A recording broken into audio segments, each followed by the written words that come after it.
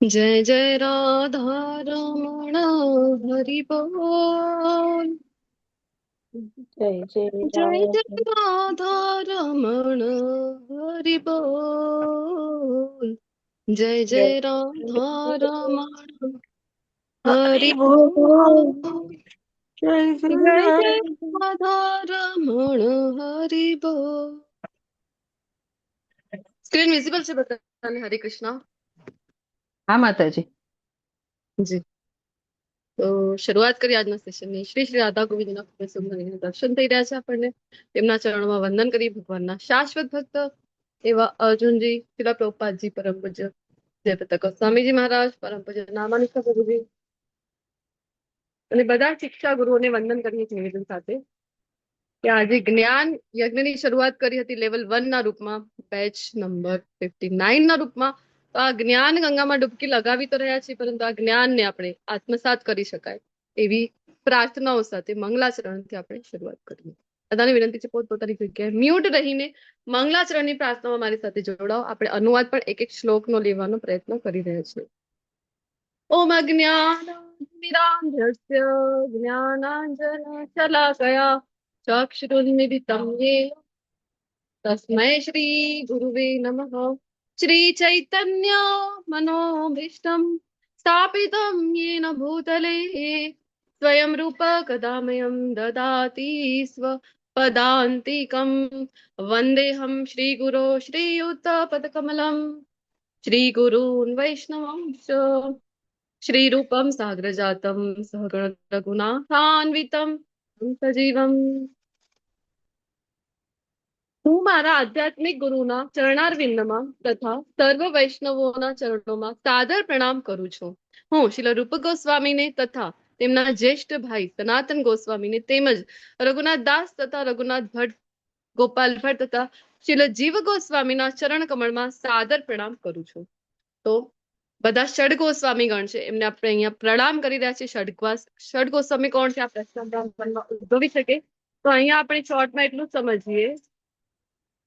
અત્યારે જે વૃંદાવનમાં બધી લીલા સ્થલી જે છે એના દર્શન આપણને થઈ રહ્યા છે, એ ષડ ગોસ્વામીની આપણા ઉપર કૃપા કહેવાય। તો બધી લીલા સ્થલી કાલાંતરે લુપ્ત થઈ ગઈ હતી, ગંધાર વનમાં પરિવર્તિત થઈ ગઈ હતી, અને પછી ચૈતન્ય મહાપ્રભુ એ જયારે પ્રેરણા આપી અને એમની પ્રેરણા દ્વારા ષડ ગોસ્વામી ગણે બધી જ લીલા સ્થલીઓ અત્યારે ઉજાગર કરી છે, અને આપણે એમની પરંપરામાં આવીએ છીએ, તો એ પણ આપણું સદભાગ્ય કહેવાય। તો એમને પ્રણામ કરી એમની આશીર્વાદની આપણે યાચના કરી આગળ વધીએ। साद्वैतं सावधूतं परिजनसहितं श्रीकृष्ण चैतन्य देवं श्रीराधा कृष्ण पादान् सहगणललिता श्रीविशाखान्वितंश। हे कृष्ण करुणा सिंधो दीनबंधो जगत्पते गोपेश गोपिका कांत राधा कांत नमोस्तुते। तप्त कांचन गौरांगी श्री राधे वृंदावनेश्वरी वृषभानुसुते देवी प्रणमामि हरिप्रिये। वाञ्छाकल्पतरुर्भ्यश्च कृपा सिन्धुभ्येव च पतितानां पावनेभ्यो वैष्णवेभ्यो नमो नमः। अनंत कोटि वैष्णववृंद की जय। श्रील प्रभुपाद की जय। ग्रंथराज श्रीमद् भागवतम भगवद गीता की जय। सतगुरु देव की जय। सभी श्रोताओं की जय। जय श्री कृष्ण चैतन्य प्रभु नित्यानंद श्री अद्वैत गदाधर श्रीवासादि गौर भक्त वृंद। हरे कृष्णा कृष्णा कृष्णा हरे हरे, हरे राम राम राम हरे हरे। हरे कृष्णा। वेलकम। खूब खूब स्वागत છે બધા જ પાર્ટિસિપન્ટ્સનું। આદિતિ માતાજી, અશોક પ્રભુજી, અશ્વિન પ્રભુજી, ચેતના માતાજી, દક્ષા માતાજી, ધારા માતાજી, દીનલ માતાજી, દીપિકા માતાજી, ડોલી માતાજી, હરિશુધારસ પ્રભુજી, हेम सुंदरी राधिका हरि सुंदर माताजी, प्रभु। हीरल माताजी, इंदिरा माताजी, जागृत माताजी, हरे ध्यान कृष्ण प्रभुजी, माता जी, गौतम दंड प्रभु, प्रणाम। કવિતા માતાજી, મનીષા માતાજી, મૃણાલી માતાજી, નિર્મા માતાજી, નિર્જરી માતાજી, પાયલ માતાજી, રીના પટેલ માતાજી, સેમસંગ A36 તો રીનેમ કરી દો, નહીં તો સેમસંગ, ઓપ્પો, વિવો, શાઓમી બધા જ ગેજેટ્સ ને પ્રણામ કરીએ કે એમના દ્વારા જ આપણે બધા કનેક્ટેડ છીએ. સેજલ માતાજી, તન્વી માતાજી, ઉર્વી માતાજી, વિવો તો બધા જ પાર્ટિસિપન્ટ્સનું ખૂબ ખૂબ સ્વાગત કરું છું અને બધા જ આપણી સાથે શ્રી શ્રી રાધા ગોવિંદજીના ચરણોમાં પોતાનો સેવા અર્પણ કરવા માટે તત્પર એવા એડમિન કોહોસ્ટની આખી ટીમ હરાપ્રિયા માતાજી, આનંદ સાગર ગોવિંદ પ્રભુજી, નારાયણી સુનૈના માતાજી અને કોમલાંગી પદ્મા માતાજી. તો હૃદયપૂર્વક સ્વાગત છે બધા જ પાર્ટિસિપન્ટનું શ્રી શ્રી રાધા ગોવિંદ મંદિર ઇસ્કોન લાઈન નંબરમાં વતીથી. શરૂઆત કરીએ આજના સેશનની. છઠ્ઠા અધ્યાયમાં પ્રવેશ કરવા જઈ રહ્યા છે અને ડે 1 માં આપણે ચર્ચા કરી હતી કે 18 અધ્યાય છે ભગવદ્ ગીતાના. હરે કૃષ્ણ, મારી સ્ક્રીન વિઝિબલ છે? હા માતાજી. એક મેસેજ મને ચેટ બોક્સમાં મળ્યું છે કે સ્ક્રીન નથી દેખાઈ રહી. વિઝિબલ છે ને સ્ક્રીન? ના, બરોબર છે. હા, બરાબર છે. બરાબર છે. જી. તો ભગવદ્ ગીતાના અધ્યાય 6 માં પ્રવેશ કરી રહ્યા છે તો 6 અધ્યાયના નામ બતાવો.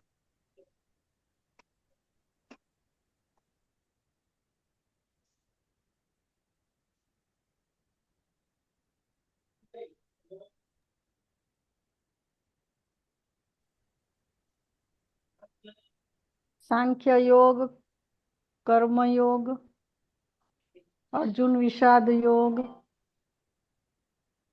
અર્જુન વિષાદ યોગ, સાંખ્ય યોગ, પછી કર્મયોગ, વિજ્ઞાન કર્મ યોગ, સંન્યાસ યોગ, વિજ્ઞાન યોગ, આત્મબોધ, આત્મસંયમ યોગ, આત્મસંયમ,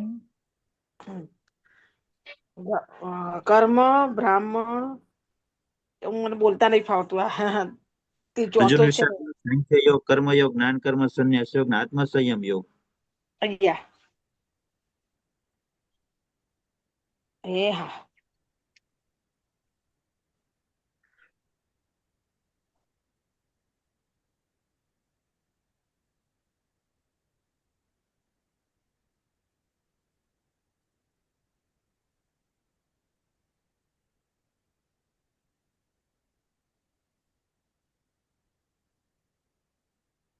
હરે કૃષ્ણ. વોઇસ ક્લિયર છે મારો? હા હા માતાજી. હા. તો આપણને બેકગ્રાઉન્ડમાં થોડુંક નોઈઝ હતું તો પ્લેસ ચેન્જ કરી છે મેં. ઓકે, હવે ટ્રાય કરીએ.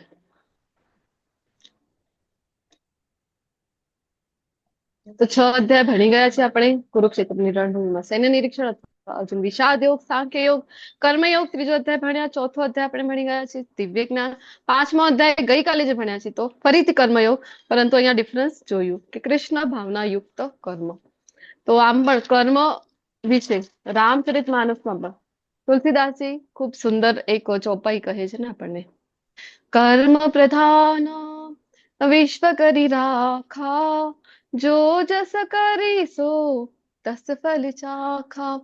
તો ફળ જેવું આપણે કર્મ કરીશું ફળ દ્વારા બચવાના તો નથી.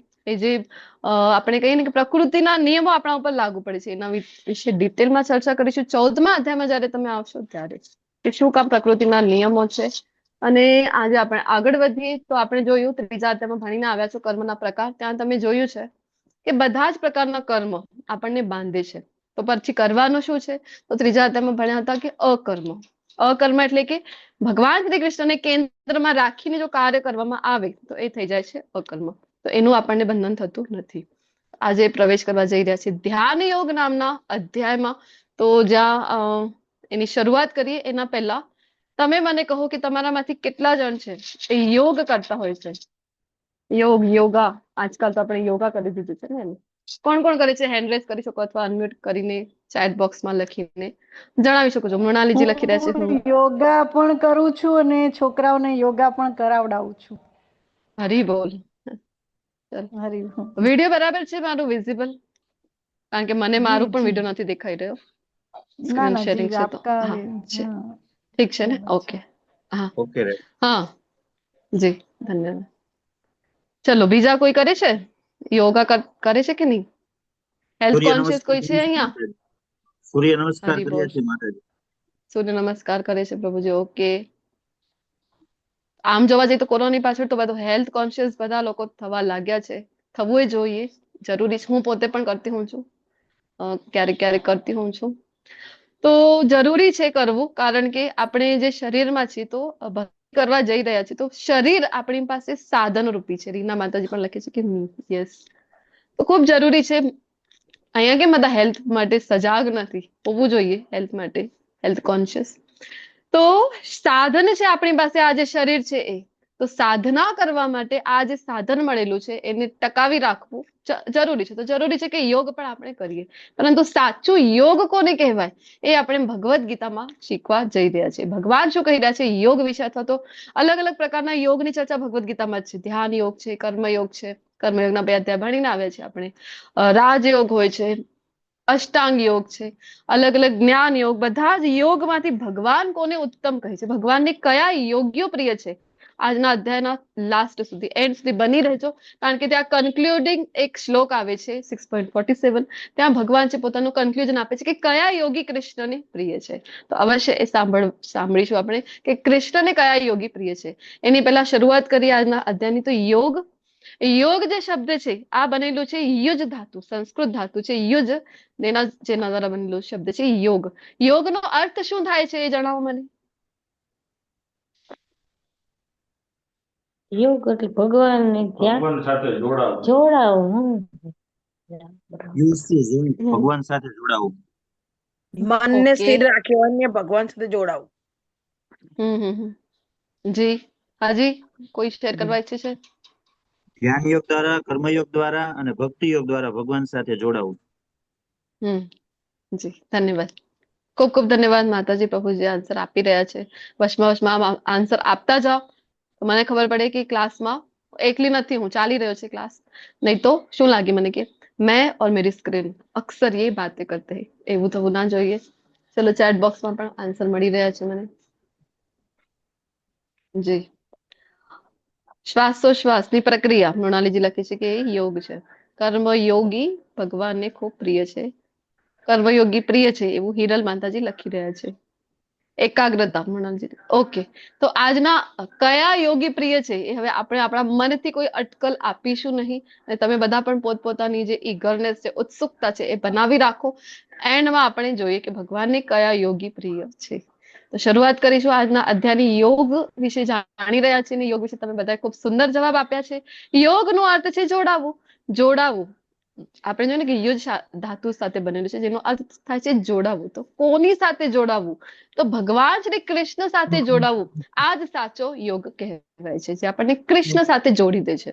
જોડી દે એટલે આ કૃષ્ણ છે ને આ આપણે આમ આવી રીતે એક થઈ જઈએ. ભગવાન અને ભક્તો ક્યારે પણ એક આત્મા પરમાત્મા એક થઈ શકતા નથી. બીજા જ અધ્યાયમાં આપણે જોયું છે. આમ તો જોડાવું એટલે એમની સાથે ભક્તિમય સેવામાં જોડાવું. હરે કૃષ્ણ.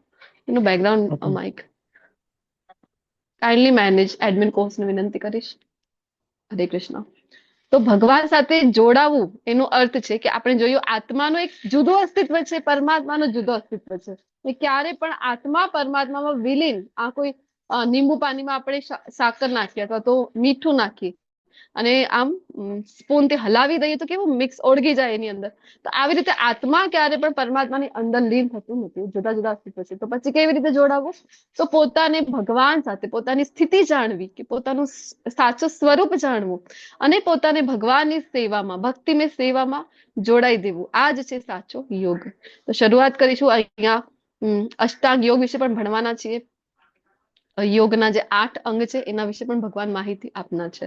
તો તમારી પાસે જો ભગવદ્ ગીતા હશે તો તમે એની અંદર શ્લોક નંબર વાઇઝ કે કયા 8 અંગ છે ને યોગના, તો કયા શ્લોકમાં ભગવાન કયા અંગ વિશે કહી રહ્યા છે એ ત્યાં તમે નોટ ડાઉન કરી શકો છો. એટલે મેં પહેલા જ આગળ આવવાનું છે સ્લાઇડ, પણ પહેલા જ કહી દઉં છું તો રેડી રાખી શકો તમે તમારી ભગવદ્ ગીતા. કારણ કે આપણે પોતાની મેળે વાંચીશું ને તો ક્યારેય નહીં ખબર પડે કે અચ્છા અહીંયા આ અંગ વિશેની ચર્ચા થઈ રહી છે, તો અહીંયા આ શ્લોકમાં આ અંગ વિશેની ચર્ચા છે યોગના.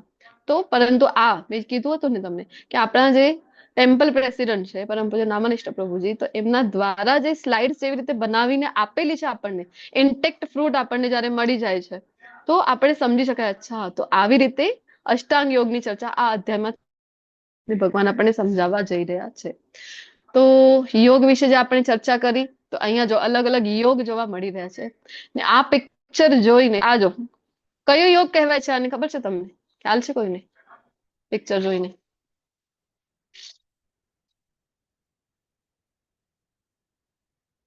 કયો યોગ કહેવાય છે આને? ફોરેનમાં ખૂબ પ્રચલિત છે. સાંભળ્યું છે કે નહીં? જોયું છે પિક્ચર વગેરે? બિયર યોગ તરીકે આ પ્રખ્યાત છે કે આમ બિયર પી રહ્યા છે ને અમુક સ્ટ્રેચિંગ કરી રહ્યા છે ને શું નામ આપી રહ્યા છે ને? યોગ. યોગ વાસ્તવમાં શું છે આપણે જોઈએ ને, યોગનો તો દિવ્ય અર્થ થાય છે, પરંતુ અહીંયા આપણને આવા આવા યોગો શીખવાડવામાં આવી રહ્યા છે ને એને આપણે શું માની રહ્યા છે કે આ તો મોડર્નાઇઝેશન છે, અરે અમે તો મોડર્ન થઈ રહ્યા છે. શું આપણે ધૂળ મોડર્ન થઈ રહ્યા છે? આ પિક્ચર જોઈને મને અત્યારની જે ખૂબ વાયરલ થઈ રહ્યું છે, તમે બધાએ પણ જોયું હશે, ખૂબ દુઃખ સાથે જણાવું છું હું કે 1 જાન્યુઆરી આપણે ગઈકાલે ચર્ચા કરી ને કે આપણે બધા ખૂબ ભાગ્યશાળી છે, ખૂબ કૃપા છે આપણા ઉપર કે 1 જાન્યુઆરીના દિવસે આપણે ભગવદ્ ગીતાના વર્ગમાં જોડાયા છીએ. કૃષ્ણ કૃપા વિના આ સંભવ નથી. આપણા ઉપર ભગવાનની કૃપા કહેવાય. પરંતુ જે અત્યારે વિડીયોઝ ચાલી રહ્યા છે, દીકરીઓ છે, આપણી દીકરીઓ છે, બહેનો છે, એ કેવી કેવી પરિસ્થિતિમાં આપણે જોઈ રહ્યા છે. દિલ્હીની આસપાસ મેક્સિમમ ત્યાંના જ વિડીયોઝ આવી રહ્યા છે અત્યારે. 1 જાન્યુઆરીના 31 ડિસેમ્બરના આવું તો કયું એક ડેટ માત્ર ચેન્જ થઈ રહી છે, યર ચેન્જ થઈ રહ્યું છે, એ તો આપણું છે પણ નહીં, એ તો વિદેશીઓનો છે. હા ઠીક છે, આપણે એ કેલેન્ડર મુજબ આપણું વર્કિંગ સ્કેડ્યુલ હોય છે, ભારતમાં ફોલો કરતા હોય છે, પરંતુ આને સેલિબ્રેશન કહેવાય? આવી રીતે સેલિબ્રેટ કરતા હોય છે કે કેવી કેવી કન્ડિશનમાં બહેનો દીકરીઓ મળી રહી છે કે બીજા દિવસે શોધવા જવું પડે છે. પિતા છે કેટલા લાચાર, કેટલી હેલ્પલેસ કન્ડિશનમાં પોતાને પહેલા તો બાળકોને શોધવું પડી રહ્યું છે કે ક્યાં ક્યાં છે બાળકો. રોડ ઉપર પાર્કિંગ આપણે કરતા હોય ને ગાડીઓ, તો ગાડીઓ જેવી રીતે જ્યાં પાર્ક કરીએ ત્યાં ગાડીઓ કરતા વધારે તો આમ કહેવાય કે યુથ આપણું જોવા મળી રહ્યું છે. આ છે આપણા દેશનું ભવિષ્ય. જોઈને કેટલું દુઃખ થાય આપણને કે અહીંયા ત્યાં દીકરીઓ પડી છે, બહેનો પડી છે, આટલું ઓવર ડ્રિંક કરી લીધું કે પોતાને કોઈ ભાન નથી કે શું કરી રહ્યા છે, અને એમના પેરેન્ટ્સ આવીને એમને શોધી રહ્યા છે કે ક્યાં છે અમારા બાળકો, ક્યાં છે, શોધીને એમને હેલ્પલેસ કન્ડિશનમાં, અસહાય પરિસ્થિતિમાં એમને ખેંચીને ઘર સુધી લઈ જવામાં આવી રહ્યું છે. વિચાર કરો, આ દિશામાં આપણે જઈ રહ્યા છીએ. જ્યારે આપણે જોઈ રહ્યા છીએ વિદેશીઓના વિડીયોઝ પણ તમે જોયા હશે, રશિયન હોય, યુક્રેન ના હોય અથવા બીજા દેશના પણ જે સનાતનને ખૂબ માનતા હોય છે, વૈદિક પરંપરાને માને છે, તો એ લોકો તમે જોયું હશે કે ઇસ્કોન ટેમ્પલમાં કીર્તન ચાલતા હોય તો કેવા સરસ મજાનો એ પણ નૃત્ય કરી રહ્યા છે. નૃત્ય કરવામાં પણ ખૂબ ફેર છે. વિચાર કરો, આવા અભદ્ર કહેવાય કે ડ્રેસિંગ, કેવા કેવા કપડાઓ પહેરીને બધા પાર્ટીના નામે શું કરી રહ્યા હતા. આ બધી રીલ્સ આપણે જોઈએ, વિડીયોઝ જોઈએ તો આપણું મન ખૂબ દુઃખી થઈ જાય છે, ખૂબ ખિન્ન થઈ જાય છે કે આટલા માટે તમે આ એજ્યુકેશન લઈ રહ્યા છો. ગઈકાલે ભણ્યા ને, વિદ્યા વિનયેન વિદ્યા વિનય સંપન્ને, તો વિદ્યા હોય ત્યાં વિનય હોવું ખૂબ જરૂરી છે. આ કેવી વિદ્યા આપણે લઈ રહ્યા છે કે જે વિનય વિવેક આપણને ભૂલાવી રહી છે? આ છે આપણી વિદ્યા. જેટલા વધારે ભણેલા ગણેલા છે, એન્જિનિયર છે, કપડાનું ભાન નથી, ક્યાં કપડા પડ્યા છે, ક્યાં પોતે પડ્યા છે, કોઈ ભાન નથી, અને આવી રીતે સેલિબ્રેશન કહેવામાં આવી રહ્યું છે. આ છે સેલિબ્રેશન? વિચાર કરો, આ આપણી આવનારી પેઢી છે, આ આપણા દેશને લીડ કરવાની છે, ને આવી રીતે આપણે કહેવાના છે કે આપણે ભારત છે, આપણું તો વિશ્વગુરુ બનવાનું છે. તો આવી કન્ડિશન અત્યારે ચાલી રહી છે યુથમાં. એ જોઈને આપણને ખૂબ દુઃખ થાય. શું કામ? તો આ જે વિદ્યા છે, ભૌતિક વિદ્યા માત્ર લેવાથી આવું જ થશે, વિનાશ જ થશે. તો ભૌતિક વિદ્યા ખૂબ જરૂરી છે લેવી, 7મા અધ્યાયમાં પણ ચર્ચા કરીશું, પણ એની સાથે સાથે આપણે કહેવાય કે આ જે આધ્યાત્મિક જ્ઞાન છે, દિવ્ય જ્ઞાન છે, એ પણ હોવું ખૂબ જરૂરી છે. કારણ કે જ્યાં સુધી આ નહીં લઈશું ત્યાં સુધી વિવેક નહીં આવે. જ્યાં સુધી બિન સત્સંગ વિવેક ન હોય, રામ કૃપા બિનું સુલભ ન સોય. જ્યાં સુધી સત્સંગ નહીં મળે તમને, ત્યાં સુધી વિવેક બુદ્ધિ નહીં જાગે. સત્સંગ શું છે? તો ભગવાનના ભક્તો દ્વારા આપણે જે અત્યારે જે આપણે કનેક્ટેડ છીએ, કૃષ્ણ કથા કરી રહ્યા છે, ભગવદ્ ગીતાની ચર્ચા કરીએ, ભાગવતમની ચર્ચા કરીએ, તો આને જ કીધેલું છે સત્સંગ. તો બિન સત્સંગ વિવેક ન હોય, જ્યાં સુધી સત્સંગમાં નહીં જોડાઓ, તમે સાધુ સંગમાં નહીં જોડાઓ, ભક્તોના સંગમાં નહીં જોડાઓ, ત્યાં સુધી તમને વિવેક નહીં આવે. તુલસીદાસજી પોતે કહી રહ્યા છે રામચરિતમાનસમાં. તો સત્સંગ ક્યારે મળશે તમને? તો રામ કૃપા બિનું સુલભ ન સોય. એટલે જ મેં કીધું શરૂઆતમાં જ કે આપણે બધા ખૂબ ભાગ્યશાળી છીએ કે રામ કૃપા છે આપણા ઉપર, રાધા ગોવિંદજીની કૃપા છે આપણા ઉપર કે આપણને 1 જાન્યુઆરીના દિવસે ભગવદ્ ગીતા મળી છે. ભગવદ્ ગીતાના રૂપમાં સત્સંગ આપણને મળી રહ્યું છે. તો જ્યાં સુધી સત્સંગમાં નહીં આવે યુથ, ત્યાં સુધી આ વિવેક બુદ્ધિ નહીં જાગે. ગમે તેટલા તમે મોટી મોટી ડિગ્રી લઈ લો તો પણ આવી રીતે અસહાય પરિસ્થિતિમાં એક વિડીયો જોઈ રહી હતી હું, એ જોઈને તો એટલું દુઃખ થયું કે નાનો બાળક છે, 4-5 વર્ષનો માંડ છે, અને એના માતા પિતા બંને, એક અહીંયા પડી રહ્યું છે, બીજો ત્યાં પડી રહ્યું છે, ગાડી સુધી પહોંચવાની પણ એમની કન્ડિશન નથી. વિચાર કરો, બાળક એમનો હાથ પકડી પકડીને જઈ રહ્યો છે. આવી કન્ડિશન છે બાળકો સાથે. એક માતા હતી, માંડ 2.5-3 વર્ષનું બાળક એનું, એના કરતા પણ નાનું હશે, ને ઓટોમાં રિક્ષામાં ગઈ હતી, અને ઓટોમાં જ પોતાના બાળકને છોડીને એ પોતે બારમાં જઈ રહી છે, ને ત્યાં જઈને આવા બધા અભદ્ર વસ્તુ, જે નથી ખાવાના, એવા બધી અભક્ષ્ય વસ્તુઓનું સેવન કરતા હોય છે, ડ્રિંક કરી રહ્યા છે, ને પોતે બેભાન પડી છે, અને ઓટો વાળો એનો સંભાળ રાખે છે, એ પોલીસને ફોન કરીને બોલાવી રહ્યો છે. શું ચાલી રહ્યું છે આપણા દેશમાં? વિચાર કરો, આ છે મોડર્નાઇઝેશન. તો આપણા ભગવદ્ ગીતાથી રિલેટેડ તો આજ ન હોતો, આ ડિસ્કશન 14મા અધ્યાયમાં આવે છે, કે જ્યારે આપણે ગુણો ભણીએ છીએ ત્યારે. પરંતુ મેં જોયું, અત્યારે જ વિડીયોઝ જોયા, ને આ પિક્ચર આવ્યું તો મને યાદ આવી ગયું, અને મને ખૂબ દુઃખ થઈ રહ્યું છે, ખૂબ મારું મન ખિન્ન થઈ રહ્યું છે આ બધું જોઈને. ખૂબ જરૂરી છે કે ભગવદ્ ગીતાનું જે ટીચિંગ્સ છે એ બાળકોને આપવું, સનાતનનું જે પ્રચાર પ્રસાર છે એ કરવું. ભગવદ્ ગીતા એનો બેઝ છે, તો એ આપણા બાળકો સુધી પહોંચાડીએ, એ આપણી, એટલે કે પેરેન્ટ્સની જવાબદારી છે કે આપણા બાળકો સુધી આપણે આ દિવ્ય જ્ઞાન પહોંચાવીએ, અને એને આજે અધમ યોનિ પ્રાપ્ત થવાથી, અહીંયા જ ભૌતિક જગતમાં પણ આવા દુષ્કૃત્યો કરવાથી એને આપણે રોકીએ. ખૂબ જરૂરી છે. આટલા માટે માનવ દેહ મળેલું નથી, ખૂબ દુર્લભ છે માનવ દેહ. તો આ યોગના નામે આવું બધું થઈ રહ્યું છે, અથવા તો આને યોગ કહેતા હોય છે કે ગોટ યોગા. તો તમારે એક્સરસાઇઝ કરવી છે, અને તમારે વજન ઘટાડવું છે. એમાં બિચારા બકરાનું શું વાંક છે? એને પોતાના પીઠ ઉપર રાખો અને 1 2 3 4 એક્સરસાઇઝ કરતા રહો. તો ગોટ યોગા તરીકે. પછી મલ્ટીનેશનલ કંપનીમાં આપણને ખૂબ જોવા મળે છે કે સ્ક્રીન ઉપર સતત કાર્ય કરતા હોય છે, ને અમુક સમય પાછળ થોડોક બ્રેક લેતા હોય છે, શોર્ટ બ્રેક, અને શું કરતા હોય છે? તો સ્ટ્રેચિંગ, અમુક સ્ટ્રેચિંગ કરતા હોય છે. ને ચેર યોગા તરીકે એ પ્રચલિત છે કે અમે તો યોગ કરીએ છીએ. કયો યોગ? તો ચેર યોગા કરી રહ્યા છે. તો અલગ અલગ જાતના યોગ આપણને જોવા મળે છે. ચેર યોગા છે, યોગા ફોર પ્રેગ્નન્સી જોવા મળે છે, યોગા ફોર કેટ્સન, અહીંયા જો બિલાડી જોવા મળે છે પિક્ચરમાં, એ શીર્ષાસન કરી રહી છે. તો એવા અલગ અલગ yoga for mental and physical health, આ બધા યોગ છે. તો જો યોગ કરવું, પરંતુ કેવી રીતે કરવું, કયા દિશામાં આપણને લઈ જઈ શકે છે, યોગમાં કેટલી પાવર છે, અને યોગ ક્યાં સુધી પહોંચાડી શકે છે, આજના અધ્યાયમાં ભણીએ. પરંતુ યોગની ચર્ચા કરી રહ્યા છે તો આપણે જોઈશું કે મોટા મોટા કહેવાય કે અસુરો જે થઈ ગયા છે, એ લોકો પણ યોગ કરતા હતા, અઘરા યોગ કરતા હતા, આપણાથી તો થાય પણ નહીં. એવા એવા યોગ એમને પણ કર્યા છે, પરંતુ એમનું જે એના પાછળની કોન્શિયસનેસ છે એ ખૂબ મહત્વપૂર્ણ હોય છે, કે ભાવના કેવી હતી એની પાછળની, યોગ કરવાની પાછળ. તો અહીંયા પિક્ચરમાં આપણને top most picture, first picture જોવા મળે છે. દેખાઈ રહ્યું છે બધાને? ઝૂમ કર્યું છે મેં. કોણ છે ખબર છે? કોઈને ખ્યાલ આવે છે?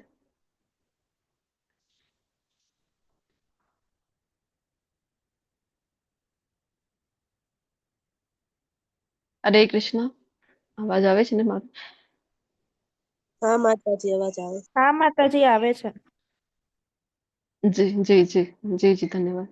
બધા એકદમથી મ્યુટ છો અને એકદમ સાયલેન્ટ થઈ જાય, મને એવું થાય છે કે સાયલેન્ટ મોડ ઉપર જતા રહ્યા બધા.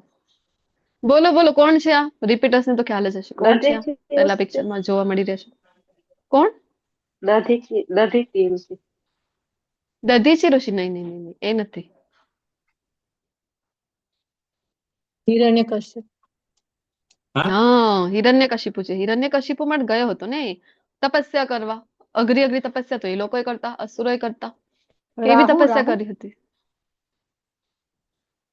હરે કૃષ્ણ. હિરણ્યકશિપુ છે. સંભળાય છે ને? હું એક્સપ્લેન કરું છું. ઓકે. હા હા હા હા, આવે છે ને? અવાજ આવે છે ને મારું? હા માતાજી, અવાજ આવે છે. જી જી, ધન્યવાદ. હિરણ્યકશિપુએ જેવું તપ કર્યું એવું તો આપણે સ્વપ્નમાં વિચારે ના કરી શકાય. એટલું અઘરું તપ કર્યું હતું, કારણ કે હજારો વર્ષ સુધી તપ કર્યું. અને એ પણ કેવું? તો પગના જે આપણે કહીએ ને, પગનો પંજો હોય ને, ટોઝ ઇંગ્લિશમાં કહેવાય છે, તો ટોઝના બળ ઉપર એક પગ ના આધારે રહીને, બંને હાથ ઊંચા કરીને આમ, અને ઓમ પ્રસિદ્ધ પ્રસિદ્ધ બ્રહ્મ પ્રસિદ્ધ પ્રસિદ્ધ, આવી રીતે બ્રહ્માજીને પ્રસન્ન કરવા માટે અનેક વર્ષો સુધી તપસ્યા કરી હતી. કેટલા વર્ષો સુધી? તો વિચાર કરો, કીડીના રાફડા જેવું એની આજુબાજુ બની ગયું, અને આખું એનું જે શરીર છે એ તો હાડ પાંજરા જેવું બની ગયું. એ તો પછી બ્રહ્માજી જયારે પ્રકટ થાય છે, પ્રસન્ન વરદાન આપવા માટે આવે છે એ સમયે દિવ્ય જલ છાંટે છે તો પુનઃ પહેલાની જેવી એની કાયા એને પ્રાપ્ત થાય છે. તો આવું અઘરું યોગ કર્યું, પરંતુ ઇન્ટેન્શન ખૂબ મહત્વપૂર્ણ હોય છે અને હેતુ શું છે, એની પાછળની કોન્શિયસનેસ કેવી છે તમારી. એને તો આવી શક્તિઓ મેળવવી હોય અસુરોને, શું કામ? તો હું તો બળવાન થઈ જાઉં, અરે હું બધું ભોગવું, હું રાજ્ય કરીશ અને બધા દેવતાઓને હેરાન કરીશ, બધાને હેરાન કરીશ પૃથ્વી ઉપર. તો આ હેતુથી યોગ કરતા હતા, પરંતુ અંતમાં શું થાય છે? તો પતન થાય છે. તો યોગ તો આ પણ છે, પરંતુ યોગ અલ્ટિમેટલી એનું ધ્યેય શું છે આજના અધ્યાયમાં ભણીએ એની પહેલા અલગ અલગ જાતના યોગ આપણે જોઈ રહ્યા છે. તો અહીંયા યોગા, ટેનિસ યોગા પણ છે, yoga secret four business success. વિચાર કરો, બિઝનેસ સક્સેસ સુધી પહોંચાડી દે એવા યોગ આજકાલ પ્રચલિત થઈ રહ્યા છે. અને સૌથી પ્રચલિત જે છે આજકાલ સ્ત્રીઓમાં તો વધારે કરીને જોવા મળે એ છે યોગા. કયું? તો વેટ લોસ. વેટ લોસ માટેનું જે યોગા છે એ અલગ અલગ જાતના યોગા છે, પરંતુ આપણે જોઈશું કે સાચું યોગ કોને કીધેલું છે. અને અષ્ટાંગ યોગ એટલે શું એ બોલો, પ્રશ્ન છે તમારી માટે. શરૂઆતમાં આમ તો મેં કહી દીધું હતું.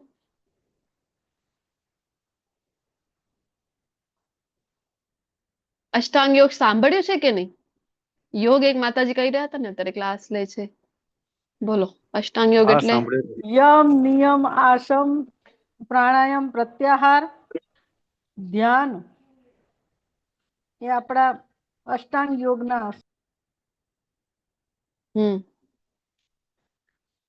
અષ્ટાંગ યોગ એટલે શું પહેલા તો એ જણાવો. તમે એના નામ જણાવી રહ્યા છો, મને પ્રકાર જણાવો છો.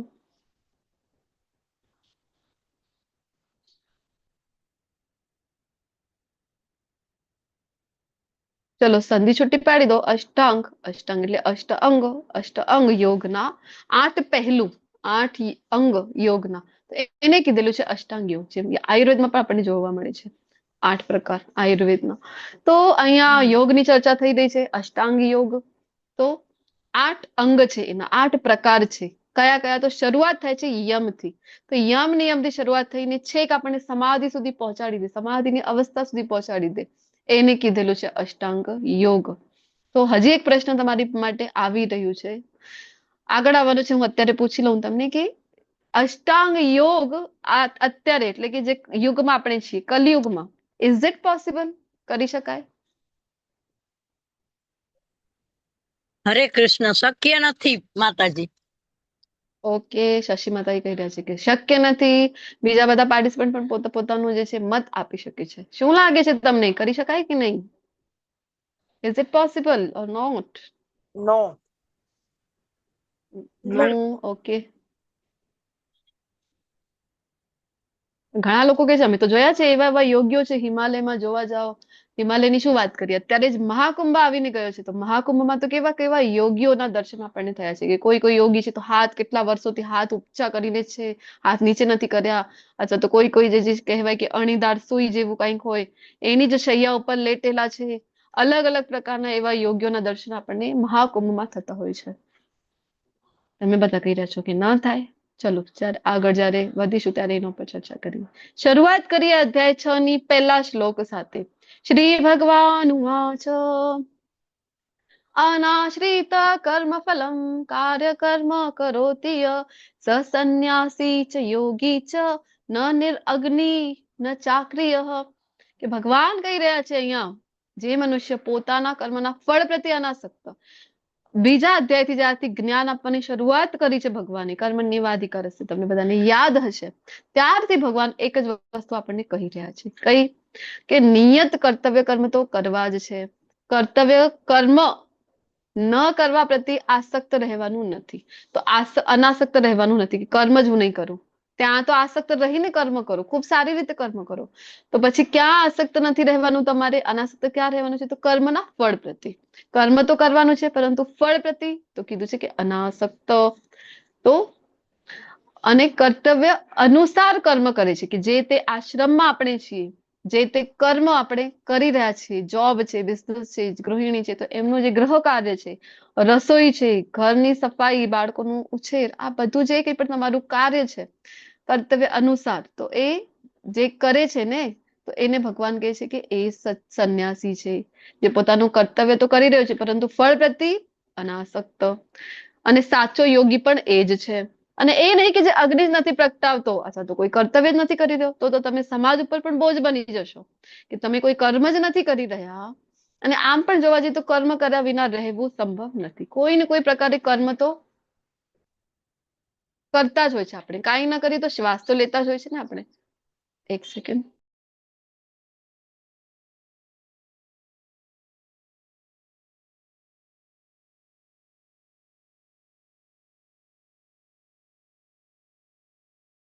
હરે કૃષ્ણ. તો કોઈ ને કોઈ કાર્ય તો તું કરશે જ. અર્જુનજીને પણ કીધું ને, કાંઈ નહીં કરો તો શ્વાસ તો લેશો જ, એ પણ એક કર્મ છે. તો કર્મ કર્યા વિના તો રહી શકાય જ નહીં, પહેલી વાત તો. અને જો તમે નથી કરી રહ્યા તો તમે ભગવાન કહેજો તો સમાજ ઉપર પણ બોજ બની જશો. તમે માધુકરી લઈને આમ કોઈ કર્મ એ નથી કરી રહ્યા તો આપણે ચર્ચા ગઈકાલે કરી હતી ને કે જે કોઈ ભક્તિ માર્ગ ઉપર છે ને ઉલટાના વધારે કામ એને કરવા પડે છે. આપણને લાગે છે કે અરે કાંઈ નથી થતું એટલે ભક્તિ કરી રહ્યો છે ના. તો અને સંન્યાસી કોને કીધું છે? સંન્યાસી એ નથી કે બધું કામ છોડીને જતા રહ્યા છે. ચલો ખૂબ અરે ઘરમાં ખૂબ કટકટ છે, ક્યાંય કે કુકુ આખો દિવસ પત્ની માથાકૂટ કોણ કરે? આ બાળકો એટલા ડિમાન્ડિંગ છે, કહેવાનું નથી માનતા, ઉદ્ધત છે. તો ચલો બધું છોડીને છોડો ઘર બાર, ચલો હરિદ્વાર, છોડો ઘરવાલી और પકડો પહેલી ગાડી અને પહોંચી જાઓ. ક્યાં પહોંચી જાઓ? ગિરનાર, હિમાલય, હરિદ્વાર આવી બધી જગ્યાએ પહોંચી જાઓ. તો આ સંન્યાસ નથી. કંટાળીને તમે જતા રહો છો ને ત્યાં જઈને પછી શું કરશો તમે? તો ત્યાં જઈને ઘણી વખત થાય છે ને વિષય માંથી નીકળ્યા નથી અને તમે જો સંન્યાસ લઈ રહ્યા છો તો ત્યાં જઈને આ વિષય તો તમને હેરાન જ કરશે.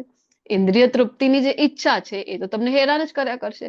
તો ઘણી વખત જોવા મળે છે કે ગિરનાર ગયા પછી, હરિદ્વાર ગયા પછી પણ જે સંન્યાસ લઈ ચુક્યા છે તો ઘણી વખત લગ્ન પણ ત્યાં બીજો સંસાર પણ વસાવી લેતા હોય છે. એકથી તમે છૂટીને ગયા હતા ને હવે ફરીથી તમે એ જ જંજાળમાં ફસાઈ ગયા.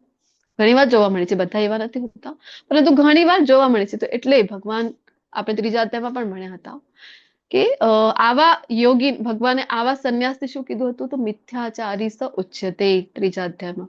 અને અહીંયા કહી રહ્યા છે ભગવાન કે સાચો યોગી કોણ છે? એ નહીં કે બીજાના ઉપર અગ્નિના પ્રગટાવીને એના ઉપર પણ બોજ બની જાય. તો એના કરતા તો સારું એ છે કે તમે જે કર્તવ્ય કર્મ કરો છો તમારા ધર્મ અનુસાર, જે કર્તવ્યમાં છો વર્ણાશ્રમ અનુસાર, તો એ તમે ફોલો કરો. અને એ કેવી રીતે ફોલો કરો? તો કર્મ ફળ પ્રત્યે અનાસક્ત. તો આપણને આના પહેલા શું લાગે કે આપણને લાગે કે ના જે મોટા મોટા યોગ્યો છે હિમાલયમાં જઈને યોગ અભ્યાસ કંઈ કરતા હશે. ઘણા યોગ્યો જોવા મળે છે ને કે ઊંધા કેટલા દિવસો સુધી તો ઊંધા શીર્ષાસનમાં છે. આવા અલગ અલગ જાતના યોગ્યો જે આપણે કીધું મહાકુંભમાં પણ દર્શન થયા.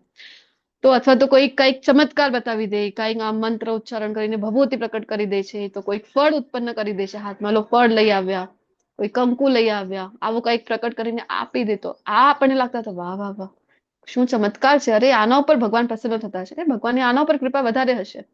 તો આજે આપણે ભણીશું, આપણે પણ આપણી આસપાસ પણ કોઈ સિદ્ધિનું પ્રદર્શન કરે, કોઈ આવો કોઈ ચમત્કાર બતાવે તો કહેવાય છે ને ચમત્કારને નમસ્કાર.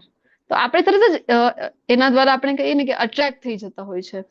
તો આજના અધ્યાયમાં ખબર પડશે કે ભગવાનને કેવા યોગ્ય પ્રિય છે. આવું આ સિદ્ધિ ઠીક છે, સિદ્ધિ અષ્ટસિદ્ધિમાંથી કોઈ એક સિદ્ધિ પ્રાપ્ત કરી શકે છે. શાસ્ત્રો પણ કહે છે કે 12 વર્ષ સુધી કોઈ પણ એક અભ્યાસ તમે કરેલું હોય, કોઈ એક કર્મ નિત્ય એક દિવસ પણ ખાડો કર્યા વિના કરી રહ્યા છો તો સિદ્ધિ તમને પ્રાપ્ત થઈ જાય છે.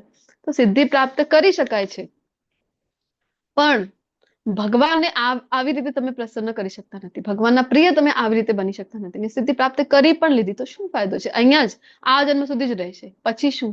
Vote about next birth? તો ખૂબ ઇમ્પોર્ટન્ટ છે આ સમજવું. ભગવાન કહી રહ્યા છે કે આના કરતા તો તમે જે આશ્રમમાં છો ત્યાં રહો, કર્મફળ પ્રત્યે અનાસક્ત. અને મનુષ્ય પોતાના મનની સહાયતાથી પોતાનો ઉદ્ધાર કરવો જોઈએ અને પોતાનું પતન થવા ન દેવું જોઈએ. કારણ કે આજે મન છે ને એ બધા જીવનો મિત્ર પણ છે અને શત્રુ પણ છે. આપણને લાગે કે અરે આ વ્યક્તિ મારી સાથે સારો વર્તણૂક કરે છે, આ મારો મિત્ર છે, આ મને તો જ્યારે જોઉં ત્યારે મારી નિંદા જ કરે છે, અરે આ તો મારો શત્રુ છે, મારા પાછળ જ પડ્યો હોય છે.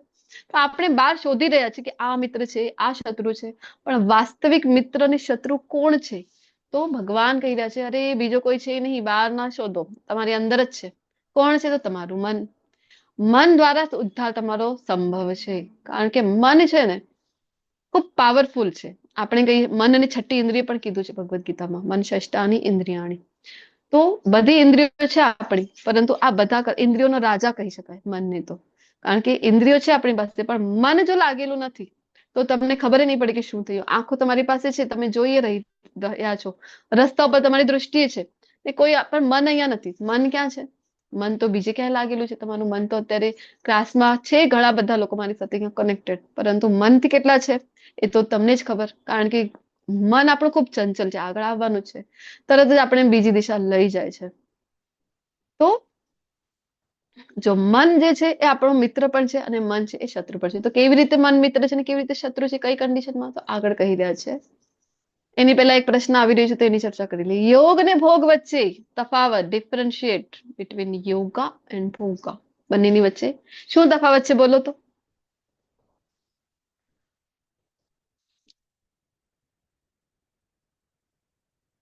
યોગ આપણને જ્ઞાન અને ધ્યાન તરફ લઈ જાય છે, અને ભોગ જે આપણે ઉપભોગ કરીએ છીએ એ તરફ લઈ જાય છે.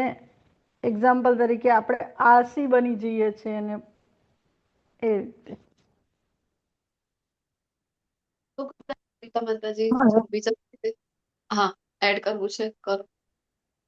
યોગ એટલે જોડાવું અને ભોગ એટલે ભોગવવું. તો યોગ માં યોગ એટલે કૃષ્ણ ભગવાન સાથે આધ્યાત્મિક વાત આવે છે, અને ભોગ છે એ ભૌતિક વાત આવે છે. ભૌતિક ઇન્દ્રિયોનું સુખ ભોગવીએ તે ભોગ કહેવાય, અને યોગ એટલે જે ભગવાનના અર્થે પ્રસન્ન કરવા માટે જે કાર્ય કરીએ તે યોગ કહેવાય. કર્મ યોગ છે, જ્ઞાન યોગ છે, ધ્યાન યોગ છે. હરે કૃષ્ણ. હરે કૃષ્ણ. ધન્યવાદ માતાજી. હા, હજી કોઈને કઈ એડ કરવું છે?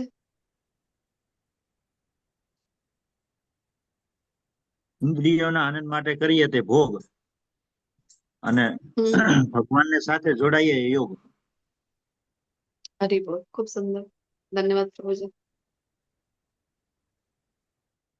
યોગ અને ભોગ તો ઇન શોર્ટ, જે પ્રભુજી અત્યારે કીધું, તો શોર્ટમાં સમજીએ તો પોતાની સંતુષ્ટિ માટે, પોતાની પ્રસન્નતા માટે જે કંઈ કરી રહ્યા છે તો એ છે ભોગ. કૃષ્ણની પ્રસન્નતા માટે જે કંઈ કરી રહ્યા છો, ઠાકોરજીને પ્રસન્ન કરવા માટે જે કંઈ કરી રહ્યા છો, તો એ થઈ ગયું યોગ. તો આગળ વધી હવે કોણ મન કેવી રીતે શત્રુને મિત્ર છે, તો કીધું છે કે જેણે મન પર વિજય મેળવ્યો છે તેને માટે મન છે એ સર્વશ્રેષ્ઠ મિત્ર છે, પરંતુ જે આમ કરવામાં નિષ્ફળ નીવડ્યો તો તેને માટે સૌથી મોટો શત્રુ છે. ચેક આપણે જ કરી શકાય છે, ચેકલિસ્ટ કહેવાય ને, એ મન અને ચેક કરવું હોય ને તો જ્યારે આપણે એકલા છીએ અને એ સમયે આપણે શું જોઈ રહ્યા, મોબાઈલ બધાની પાસે છે, મોબાઈલ દ્વારા જ આપણે બધા કનેક્ટેડ છે. એકલામાં મન આપણને શું જોવા માટે પ્રેરણા આપી રહ્યું છે, શું જોઈ રહ્યા છે, આ ચેકલિસ્ટ છે. મન આપણો મિત્ર છે કે શત્રુ છે, શું કરી રહ્યા છે આપણે જયારે એકલા છીએ એ સમય તમારું જે પ્રાયોરિટી કોને આપી રહ્યા છો, તમે તમારા જપ બાકી હતા, તમે જપ કરી રહ્યા છો, તો તમારું મન છે એ તમારો મિત્ર છે. તમારું રીડિંગ બાકી હતું, તમારું જે કંઈ ઇમ્પોર્ટન્ટ કામ બાકી હતું એ જો તમે કરી રહ્યા છો જયારે એકલા છો એ સમય, અથવા તો ચલો મોબાઈલ કાઢી લો, અરે ઘરે કોઈ નથી, કોઈ ડિસ્ટર્બ કરવા વાળું છે નહીં, ચલો અત્યારે તો સમય મળ્યો છે, શું જોઈ રહ્યા છો મોબાઈલમાં, એ પણ વળી ચેકલિસ્ટ તમને આપી દેશે કે એકલામાં તમે મોબાઈલમાં શું જોતા હોવ છો. તો મન મિત્ર છે કે શત્રુ એ જ ક્ષણે આપણને ખબર પડી જાય છે. આપને લાગે છે કે હું તો બધાની સમક્ષ આપણે જે બની રહ્યા છે ને, પણ આપણા મનમાં આપણને વાસ્તવિકતા ખબર છે કે આપણે શું છીએ. કહેવાય છે ને કે કેટલા પાણીમાં છીએ એ આપણા મનને ખબર છે. બહારથી તો આપણે બધા સજ્જન બનતા હોય છે, બધા જ હરે કૃષ્ણ હાથ જોડી જોડીને એકબીજાને અભિવાદન કરતા હોય, ખૂબ સરસ ભગવદ્ ગીતાના શ્લોકો બોલતા હોય, આપણે બધું કંઠસ્થ કરી લઈએ, બધું બધા સાથે પ્રેમપૂર્વક વાત કરી લઈએ, પણ ખૂબ સારી વાત છે કે મન કોઈ વાંચી શકતું નથી. અથવા તો કહેવાય ને કે જેમ પીપીટી પ્રેઝન્ટેશન દ્વારા આપણે આ ક્લાસ લઈ રહ્યા છે, આવી રીતે આપણા મનમાં જે ચાલી રહ્યું છે એનું કોઈ સ્લાઇડ શો નથી ચાલી રહ્યું. એ કૃપા કહેવાય ભગવાનની. અધરવાઇઝ તો આપણે તો એકબીજાનો સામનો પણ કરવાના લાયક બચીશું નહીં. મન એવું આપણો ઉદ્વિગ્ન છે. મન જે છે એ આપણો, કારણ કે વશમાં નથી ને, તો એના માટે સૌથી મોટો શત્રુ આપણું મન છે એ બનીને રહે છે. મનને જે જીતી લે તો એ જ છે, ત્યારે જ મન છે એ મિત્ર બની જાય છે. તો મનને જીતવું કેવી રીતે સમજવું, તો જેણે મને જીત્યું છે તો પરમાત્મા એને પ્રાપ્ત થયેલા છે, કારણ કે તેણે શાંતિ પ્રાપ્ત કરેલી છે. ખબર કેવી રીતે પડશે તમે કે મનને જીતી લીધું છે, તો એના માટે હજી કહી રહ્યા છે, શીતોષ્ણ સુખ દુઃખેશુ તથા માનાપમાનયે માનયો તો આવો જે પુરુષ છે તમે જોઈ શકશો એને કે સુખ હોય કે દુઃખ હોય, ઠંડી હોય કે ગરમી હોય, અરે માન હોય કે અપમાન હોય, બધી જ કોઈ એને ફરક વધારે પડતું નથી. તમે એને માન આપી રહ્યા છો, હાજી હુંજી કરી રહ્યા છો, હા હુજુરી કરી રહ્યા છો, તો પણ એ કોઈ એવું નહીં કે હવે હું તો હવામાં જ ચાલીશ, આજ મેં ઉપર, એવું એને ફીલ થશે નહીં. અથવા તો તમે એને અપમાનિત કરી દીધું તો ચલો હવે તો એનું મોઢું નહીં જોઉં હું બીજી વખત, તો એની સામે નહીં જાઉં, એવું એ કરશે નહીં. વિચલિત નહીં થાય, કોઈ પરિસ્થિતિને વિચલિત નહીં કરી શકે. મનની દૃષ્ટિ ઘણી વખત થાય છે કે રિએક્ટ કરવું પડે, નહીં તો લોકો જે છે એ આપણને કહેવાય ને કે અત્યારે જે કલિયુગમાં છીએ આપણે, અને એવું આપણે જો બહારથી પણ બતાવી દઈએ કે મનમાં કોઈ ફરક આપણને પડી રહ્યું નથી, તો લોકો ગેરફાયદો પણ ઉપાડી લે છે ઘણી વખત. તો ઘણી વખત થાય કે રિએક્ટ ફિઝિકલી કરવું પડે આપણને, કે જે કોઈ પણ વર્તન કરી રહ્યા છે આપણી સાથે.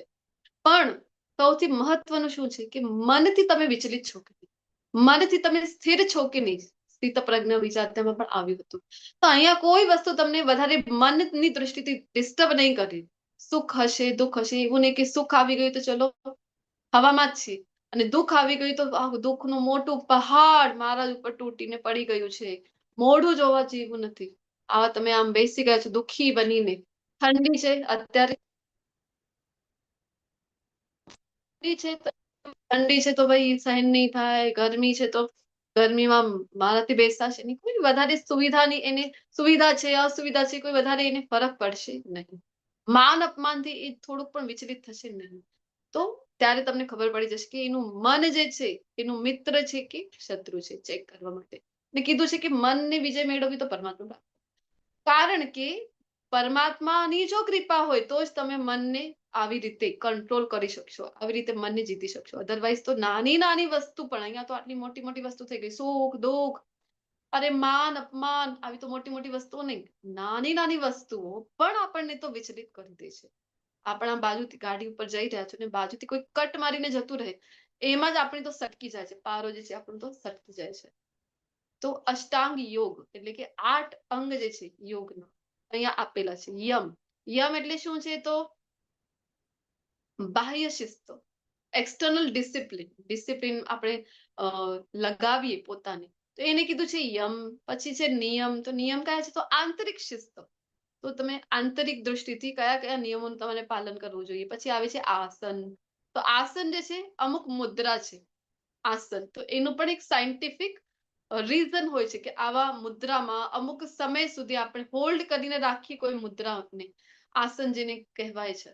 તો એના દ્વારા કેવા બેનિફિટ આપણને શારીરિક રીતે માનસિક રીતે મળે છે. પછી આવે છે પ્રાણાયામ, તો પ્રાણાયામ મુખ્યતઃ શ્વાસ ઉપર કામ કરે છે, તો શ્વાસને નિયંત્રિત કરવું આ બધું આવી જાય પ્રાણાયામમાં. પછી છે પ્રત્યાહાર, તો ઇન્દ્રિય નિગ્રહ પણ જેને કહેવાય છે કે ઇન્દ્રિયોને પાછા ખેંચી લાવો. ઇન્દ્રિયો જે છે આપણે સતત વિષય સુખ શોધી રહી છે. આંખો છે તો એને કંઈક સારું સારું જોવું જ ગમે, નાક છે તો સારી સારી સુગંધી જ લેવી છે, ને કાન દ્વારા તો આપણને સારું સારું સાંભળવું છે, સ્તુતિ જ આપણે સાંભળવી છે. આવી રીતે બધી જ ઇન્દ્રિયો દ્વારા આપણને કેવી રીતે મને આનંદ થશે, મને તૃપ્તિ મળશે, આ જ કરવાનું છે. તો ઇન્દ્રિયોને ત્યાંથી ખેંચી લાવો, એને કીધું છે પ્રત્યાહાર. તો ખેંચી લાવ્યા તમે, હવે ધારણા કોને કીધું છે તો એકાગ્ર કરવું મનને. હવે મન ત્યાં નથી ઇન્દ્રિય વિષયમાં, હવે મનને કંટ્રોલ કરો, એકાગ્ર કરો એક જગ્યા ઉપર. પછી તો ધ્યાન કરો. હવે લગાવવી ક્યાં ઇન્દ્રિયોને, આ ધારણામાં આપણે સમજતા હોય છે કે લગાવવાની ક્યાં છે ખેંચીને. પછી ધ્યાન, હવે એકાગ્ર મનથી ધ્યાન તરફ આગળ વધો ને ધ્યાનની આગળની જે સ્થિતિ છે ચરમ સ્થિતિ જેને યોગની કહેવાય, એ છે સમાધિની અવસ્થા. તો છે કે યમથી શરૂ થઈને સમાધિ સુધી પહોંચાવી દે, આ છે વાસ્તવિક યોગ. આપણે તો માત્ર કહેવાય ને કે અમુક એક્સરસાઇઝ પૂરતું જ યોગને સમજીએ છીએ, પરંતુ યોગનો અલ્ટિમેટ જે ગોલ છે આપણે પરમાત્મા પ્રાપ્તિ કરાવી દે છે. આપણે ડિટેલમાં ભણીશું ત્યારે ચર્ચા કરીએ. મેં તમને શરૂઆતમાં જે કીધું ભગવદ્ ગીતા હોય તો શ્લોક નંબર લખી લો, આપણને ખબર પડે કે અચ્છા આ શ્લોક છે 6.10, ત્યાં ચર્ચા થઈ રહી છે યમ વિશેની, કારણ કે સિક્વેન્સ વાઇઝ નથી શ્લોકો. તમે અહીંયા ઓબ્ઝર્વ કરી શકો છો આસન જે છે એ છે 6.11-12 માં ચર્ચા થઈ છે આસન વિશેની, તો 10 માં ચર્ચા છે યમની, તો આગળ પાછળ છે શ્લોકો, વચમાં 6.16 આવી ગયું નિયમ માટે.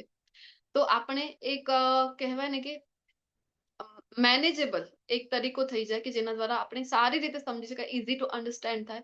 એટલા માટે આપણે સિક્વન્સ વાઇઝ જઈ રહ્યા છીએ. યમ નિયમ અને શ્લોકો, કયા શ્લોકમાં એની ચર્ચા છે એ અહીંયા શ્લોક નંબર સાથે સ્ક્રીનશોટ પણ લઈ શકાય છે. યમ વિશે તો ભગવાન શું કહે છે યમ વિશે એ આપણે જાણ્યું. તો તમે બધાએ તો મને કીધું છે કે અષ્ટાંગ યોગ પોસિબલ નથી કલિયુગમાં, પણ ઘણા લોકોને લાગે છે કરી શકાય. આમાં શું કઈ મોટી વાત છે? ઘણા બધા લોકો કરતા હોય છે, કરી શકાય. તો જોઈએ કે યમ યમ માટે શું કહી રહ્યા છે. તો યમ માટે કહે છે કે એકાંત સ્થળમાં જવું જોઈએ યોગી અને એકલા રહેવું જોઈએ.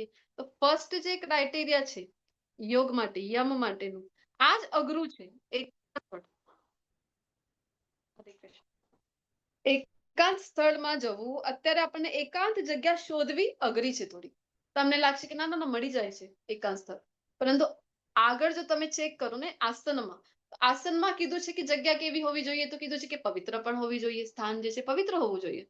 આ બંને એક સાથે હોવું આ અઘરું છે કલિયુગમાં. એકાંત સ્થાન મળી રહે છે તમને, પાર્ક છે, કોઈ એવી જગ્યા છે કે કોઈ અવર જવર નથી વધારે, પરંતુ પવિત્રતા ત્યાં આપણને જોવા મળશે નહીં. કારણ કે ત્યાં આ વ્યસનીઓ, વાત કરીએ ને આપણે શરૂઆતમાં, વ્યસનીઓ ત્યાં જોવા મળશે, અથવા તો પ્રેમી પંખીડાઓ જોવા મળશે, તો જેના લીધે પવિત્રતા રહેશે નહીં. અથવા તો જે પવિત્ર સ્થળ છે, ધામ છે ભગવાનના, જે કોઈ પણ વૃંદાવન છે, મથુરા, વૃંદાવન, અયોધ્યા, કેદારનાથમાં પણ આ વખતે તમે જોયું કે કેટલી બધી ભીડ ત્યાં આપણને જોવા મળે છે. તો પવિત્ર જગ્યાઓ છે તો શું છે, એકાંત નથી ત્યાં. ત્યાં આપણને ભક્તોનો કહેવાય ને કે કોરોનાની પાછળ તો બધી જગ્યાએ ઉમળકો જોવા મળી રહ્યો છે. સારી વાત કહેવાય છે. ભક્તો જઈ રહ્યા છે દર્શન માટે, પણ કઈ ભાવના સાથે, કઈ ચેતના સાથે આપણે જઈ રહ્યા છીએ, કઈ જગ્યાએ છીએ, ત્યાં શું કરવું જોઈએ એ પણ ખૂબ જરૂરી છે. એ પણ સમજવું ઇમ્પોર્ટન્ટ છે. તો કહેવાનો આશય અહીંયા એ છે કે એકાંત સ્થળ છે તો પવિત્ર નથી, ને પવિત્ર છે તો એકાંત નથી. અને એકાંત સ્થળની તો વાત છોડી દો, એકાંત સ્થળમાં આપણને તો પોસિબલ નથી રહેવું. કારણ કે પહેલા હતું ગુરુકુળમાં ગયા છે તો મિનિમલ રિસોર્સિસ સાથે કેવી રીતે જીવનયાપન કરવું શીખડાવવામાં આવતું હતું. અત્યારે કોઈ કહી દે કે જાઓ જંગલમાં જતા રહો, ચલો એકાંત સ્થળને રહો, તો આપણા માટે પોસિબલ નથી. આપણે તો કોઈ કહેવાય કે ઘરના નાના નાના જીવજંતુ કોઈ આવી જાય ઘરમાં, તો એની સાથે પણ ડીલ કરતા આપણને તો આવડતું નથી. આ વન્યના વિચાર કરો, આ જંગલી જાનવરો સાથે તો ડીલ કરવો આપણા માટે એ પોસિબલ નથી. શિક્ષણ પણ આપણને મળ્યું નથી કે મિનિમલ રિસોર્સ છે તમારી પાસે, બસ ક્યારેક તમને ફળ ને મળી ગયા ને રહી ગયા. આ એકાંત છોડી દો. આપણું તો એવું છે કે તમને જો હું કહી દઉં, તમારી મારી સેમ જ પરિસ્થિતિ છે, તો તમને જો કહેવામાં આવે કે ચલો એકાંત એક રૂમમાં તમને પેક કરી દેવામાં આવે છે, રહી લો, તો તમે કહેશો કે અરે મજા જ આવી ગઈ, આ એ જ જોઈતું હતું, અમને એકાંત જોઈતું હતું, ચલો કાઢો મોબાઈલ અને જો એકાંતમાં મોબાઈલ. તો આ કન્ડિશન અહીંયા આ છે કે તમારી પાસે કોઈ ગેજેટ નથી. બિગ બોસ તમને બધા ખબર હશે ને, બિગ બોસમાં જેવી રીતે કોઈ તમને ગેજેટ મળતા નથી, કોઈ મીડિયા સાથે તમે કનેક્ટ થઈ શકતા નથી. સેમ વે કોઈ મીડિયા નથી અહીંયા, સોશિયલ મીડિયા નથી, કોઈ ન્યૂઝપેપર નહીં, કોઈ મીડિયા નહીં મળે તમને, અને એક રૂમમાં પેક કરી દેવામાં આવે છે. તો વિચાર કરો કે તમે કેટલી વખત, કેટલી વાર સુધી ત્યાં રહી શકશો. આપણને ગુમડામણ થઈ આવશે, સફોકેશન થઈ આવે છે, કારણ કે આપણે પોતે પોતાની કંપની પણ એન્જોય કરી શકતા નથી, કારણ કે આપણે પોતાની સાથે સમય નથી વિતાવતા. એટલે જ લાસ્ટ ઈશોપનિષદનું ક્લાસ હતું આઈ થિંક, જેમાં ચર્ચા કરી હતી કે આ જે કથા છે, આપણે પણ અહીંયા જે કરી રહ્યા છે ભગવદ્ ગીતા એટલે કૃષ્ણ કથા છે, તો કથા શું વિષય છે કથામાં? અહીંયા આ મનોરંજનનો વિષય નથી, આ મનોભંજનનો વિષય છે. અહીંયા આપણે આત્મમંથન કરવાનું હોય.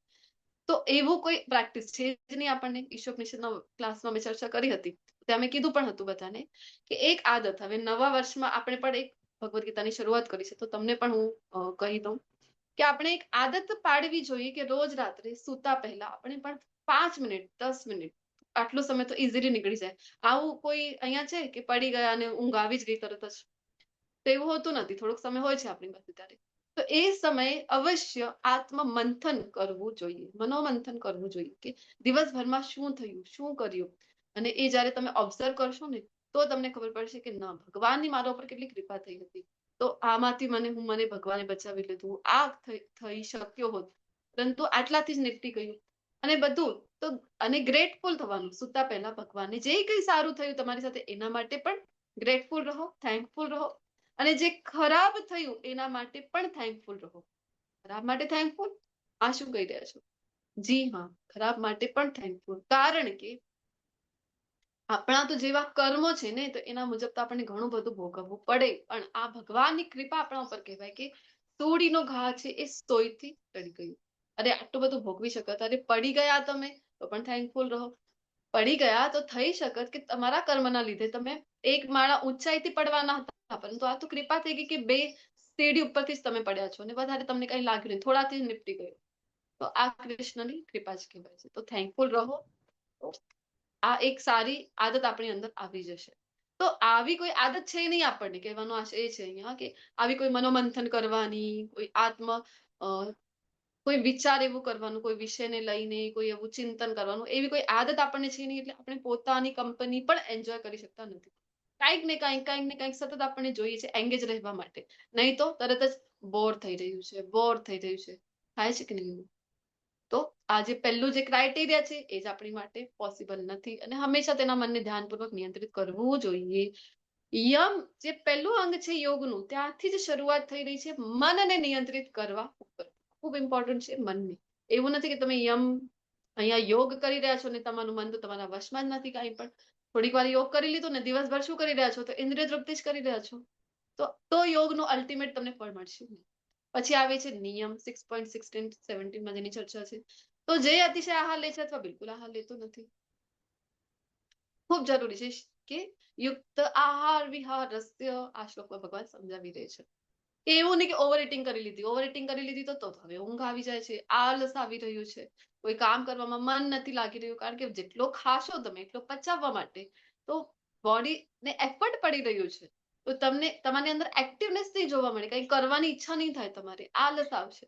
તો ના પાડી રહ્યા છે કે યોગમાં આગળ નહીં વધો, અથવા તો બિલકુલ આહાર નથી લેતા, ખૂબ ઓછું આહાર લઈ રહ્યા છો, તો બળ ક્યાંથી મળશે તમને? તો કોઈ એક્ટિવિટી કરવા માટે કાંઈ નથી કરી રહ્યા, યોગમાં આગળ વધો છો તો એના માટે પણ કોઈ એનર્જી તો જોઈશે, એ ક્યાંથી મળશે? અતિશય ઊંઘે છે અથવા બિલકુલ નથી ઊંઘતો, અતિશય ઊંઘી રહ્યા છો તો તમોગુણમાં જતા રહેશો તમે, તો પણ તમે યોગમાં આગળ નહીં વધો. ને પૂરતી ઊંઘ નહીં લો તો બીજા દિવસે જ ખબર પડી જશે, આંખો રાતી થઈ જાય, સૂજન આવી જાય, આંખો મોટી મોટી બટાટા જેવી થઈ જશે. તો પૂરતી ઊંઘ નહીં લો તો પણ તમે યોગમાં આગળ વધી શકશો નહીં. તો શું કરવું જોઈએ? તો પછી આહાર વિહાર નિદ્રા કાર્ય કરવાની આદતમાં નિયમિત. આપણે કેવું છે, મલ્ટીનેશનલમાં ઘણા બધા લોકો કામ કરતા હશે તો શિફ્ટ વાઇઝ ડ્યુટી હોય છે ત્યાં. આપણે કારણ કે બીજા દેશથી કનેક્ટેડ છું, તો અહીંયા દિવસ છે ત્યાં રાત્રિ છે, અહીંયા રાત્રિ છે તો ત્યાં દિવસ છે. તો ઘણી વખત થાય છે નાઇટ શિફ્ટમાં કામ કરી રહ્યા છે, આવી રીતે કામ કરી રહ્યા છો, વિચાર કરો, તો દિવસે ઊંઘી રહ્યા છો, રાત્રે કામ કરી રહ્યા છો, તો બોડી ઉપર એનો ખૂબ ખરાબ અસર પડે છે, તમારું હેલ્થ છે ખરાબ થાય છે. આપણને ખબર નથી એ પણ કે કેવું આપણે, જો તમને હોય ને કે ભગવદ્ ગીતા તો દિવ્ય જ્ઞાન છે, આવું કઈ દિવ્ય જ્ઞાન, બધી મૃત્યુ પાછળની વાતો, જી નહીં. ભગવદ્ ગીતા મૃત્યુ પાછળ દિવ્ય જ્ઞાન તો છે જ, પણ એની સાથે સાથે ભૌતિક જગતમાં પણ જો તમારે એક હેપી લાઈફ જીવવી હોય તો પણ એ કેવી રીતે જીવનયાપન કરવું ભગવદ્ ગીતા આપણને શીખવાડે છે. કોઈ બેસિક થિંગ્સ પણ જો જાણવી હોય ને કે કેવી રીતે જીવન જીવવું જોઈએ, એ પણ આપણને ભગવદ્ ગીતા શીખવાડે છે. એટલા માટે ભગવદ્ ગીતા કોઈ ધાર્મિક ગ્રંથ નથી. It is not about religion. કોઈ રિલિજન સાથે, કોઈ સંપ્રદાય સાથે સંકળાયેલું નથી, અને માનવતા સાથે જ આ સંકળાયેલું છે, બધા માટે છે. ભગવદ્ ગીતાનું જે જ્ઞાન છે એ બધા જ માટે છે. કોઈ પણ વર્ગ લઈ લો તમે, કોઈ પણ જાતિ મત પંથ લઈ લો, બધા માટે ખૂબ આવશ્યક છે કે ભગવદ્ ગીતા સમજે. તો આહાર વિહાર કેવી રીતે હોવું જોઈએ પણ ભગવદ્ ગીતા શીખડાવી રહી છે. થોડા સમય પહેલા જઈએ, ફ્લેશબેકમાં આપણે જઈએ, આપણું જીવન નહીં, આપણા પહેલાની જનરેશન લઈ લો તમે. આપણા માતા પિતા તો જ્યારે કચ્છના ગામમાં હતા મારા પિતાજી, તો એ કહેતા હતા કે એ સમયે ઇલેક્ટ્રિસિટી નહોતી, નાના હતા ત્યારે ગામડામાં ઇલેક્ટ્રિસિટી નહોતી, અને રૂલ હતું, શું રૂલ હતું? તો 7 વાગ્યાની બહાર કોઈ ઘરથી ના નીકળે અને સુઈ જતા બધા જ 7 વાગ્યા સુધી. તો વિચાર કરો, તો એ સમય આપણે અત્યારે કહી રહ્યા છીએ કે અરે અમે તો મોડર્ન જમાનામાં, કયું જમાન છે? તો અમારે તો સાયન્સનો યુગમાં અમે છીએ, બધા વિજ્ઞાનના યુગમાં છીએ, સાયન્સ એરામાં આપણે છીએ. પરંતુ તમે છો તો કહેવાતા સો કોલ્ડ સાયન્સના યુગમાં છો તમે, પરંતુ સાયન્ટિફિક લાઈફ તમારી બિલકુલ પણ નથી, ઊંધી લાઈફ તમારી ચાલી રહી છે. અને જે પહેલાના લોકો જે છે એ એમનું યુગ ભલે ને વૈજ્ઞાનિક યુગ નહોતું કહેવાતું, પરંતુ જીવનયાપન જે મુજબ કરતા, તો બધા જ એમના સાયન્સથી રિલેટેડ વૈજ્ઞાનિક દૃષ્ટિકોણથી આપણા માટે જે સારું કહેવાય એ મુજબનું જીવનયાપન કરતા.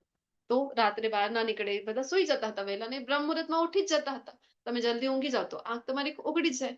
આમ પણ આપણે સાંભળી છે કે નહીં, early to bed, early to rise makes man healthy, wealthy and fill in the blanks. Healthy wealthy and શું બનાવે છે? વાઇઝ, હોશિયાર. જલ્દી સુઈ જાઓ, જલ્દી ઉઠી જાઓ, શું બની જશો તમે? હેલ્ધી પણ રહેશો, વેલ્ધી પણ રહેશો. ધન પણ પ્રાપ્ત કરવું હોય તો પણ ખૂબ જરૂરી છે કે જલ્દી સુઈને જલ્દી બ્રહ્મમુહૂર્તમાં ઉઠી જાઓ અને હોશિયાર વિવેક બુદ્ધિ આવે છે. તો આ બધી આદતોમાં નિયમિત હોવું જોઈએ. અત્યારે તો આપણે અને સૂર્યાસ્ત પાછળ કંઈ ખાવું જોઈએ નહીં, પચન માટે ખૂબ અઘરું જાય છે, બધું ખબર છે આપણને, અરે બધું ભણીએ છીએ. તો શું ફાયદો જો તમે નથી આત્મસાત કરી રહ્યા આ જ્ઞાનને? તો આવો વિજ્ઞાન ભણીને આવા વિજ્ઞાન તમે પીએચડી કરી લીધી તો શું ફાયદો થયો? આ જ્ઞાન કોને કહેવાય? જીવનમાં તમારા કોઈ પરિવર્તન લઈ આવે, કોઈ પોઝિટિવ ચેન્જ લઈ આવે, આ વાસ્તવિક જ્ઞાન છે ને. આ તો આપણે ભણી રહ્યા છીએ થોતડા, તો જીવનમાં તો 1% કોઈ ચેન્જ નથી. ઉલટાના પહેલા જીવી રહ્યા હતા એના કરતા ખરાબ લાઈફસ્ટાઈલ જીવી રહ્યા છો. તો અત્યારે તો તમે આપણે વાત કરી રહ્યા છીએ કે લેટ જમવા માટે. ગુજરાતમાં મોરબીમાં જ મેં જોઈ છે હોટેલ્સ એવી છે નાઇટ લાઈફ કે રાતના તો ખુલી રહી છે. વિચાર કરો, 12 વાગે તો ખુલે છે, એટલે કે રાતભર હોટેલ્સ ખુલી હોય છે. અડધી રાત્રે લોકો જઈને જમી રહ્યા છે, ઉઠી રહ્યા છે આપણા બધે.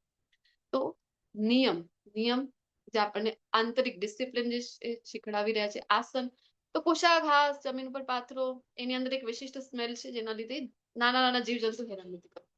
અને મૃગચર્મથી ઢાંકી દો. ઓહો, ભગવદ્ ગીતામાં હિંસાની વાત છે. મૃગચર્મ લઈ આવો, ચલો વનમાં જાઓ અને શિકાર કરી દો, હિરણને મારીને લઈ આવો ને એના મૃગચર્મ ઉપર બેસી જાઓ. ના, એની વાત થઈ રહી નથી. તો વનમાં જ્યારે હિંસક પશુઓ કોઈનો શિકાર કરતા હોય તો શું કરે છે? અંદરનું માંસ ખાઈ લેતા હોય છે, સોફ્ટ જે હોય, અને બહારનું જે ચર્મ છે એ છોડી દેતા હોય છે. તો ખૂબ ઇઝીલી અવેલેબલ છે મૃગચર્મ વનની અંદર. અને એ જે જમાનાની વાત થઈ રહી છે દ્વાપર યુગમાં, તો એ સમયે એવું નહોતું કે તમારી પાસે ચલો ડનલોપના ગાદલા છે, પાથરી દો એની ઉપર સોફ્ટ ને સોફા છે ને બેસી જાઓ એની ઉપર, આરામથી તમે તમારું ધ્યાન કરો. તો એ સમયે એવું નહોતું. તો મૃગચર્મ, અને એના લીધે પણ એની વિશિષ્ટ ગંધના લીધે પણ ઝેરીલા સર્પ વગેરે એ છે આવા જીવજંતુઓ હેરાન કરવા આવતા નથી. અને સુવાળું વસ્ત્ર પાથરી દો. આસન કેવું હોવું જોઈએ? તો બહુ ઊંચું નહીં. ઊંચું હશે તો અભિમાન આવી જશે અને પડવાનો ડર પણ રહેશે, જમીન ઉપર પડવાનું.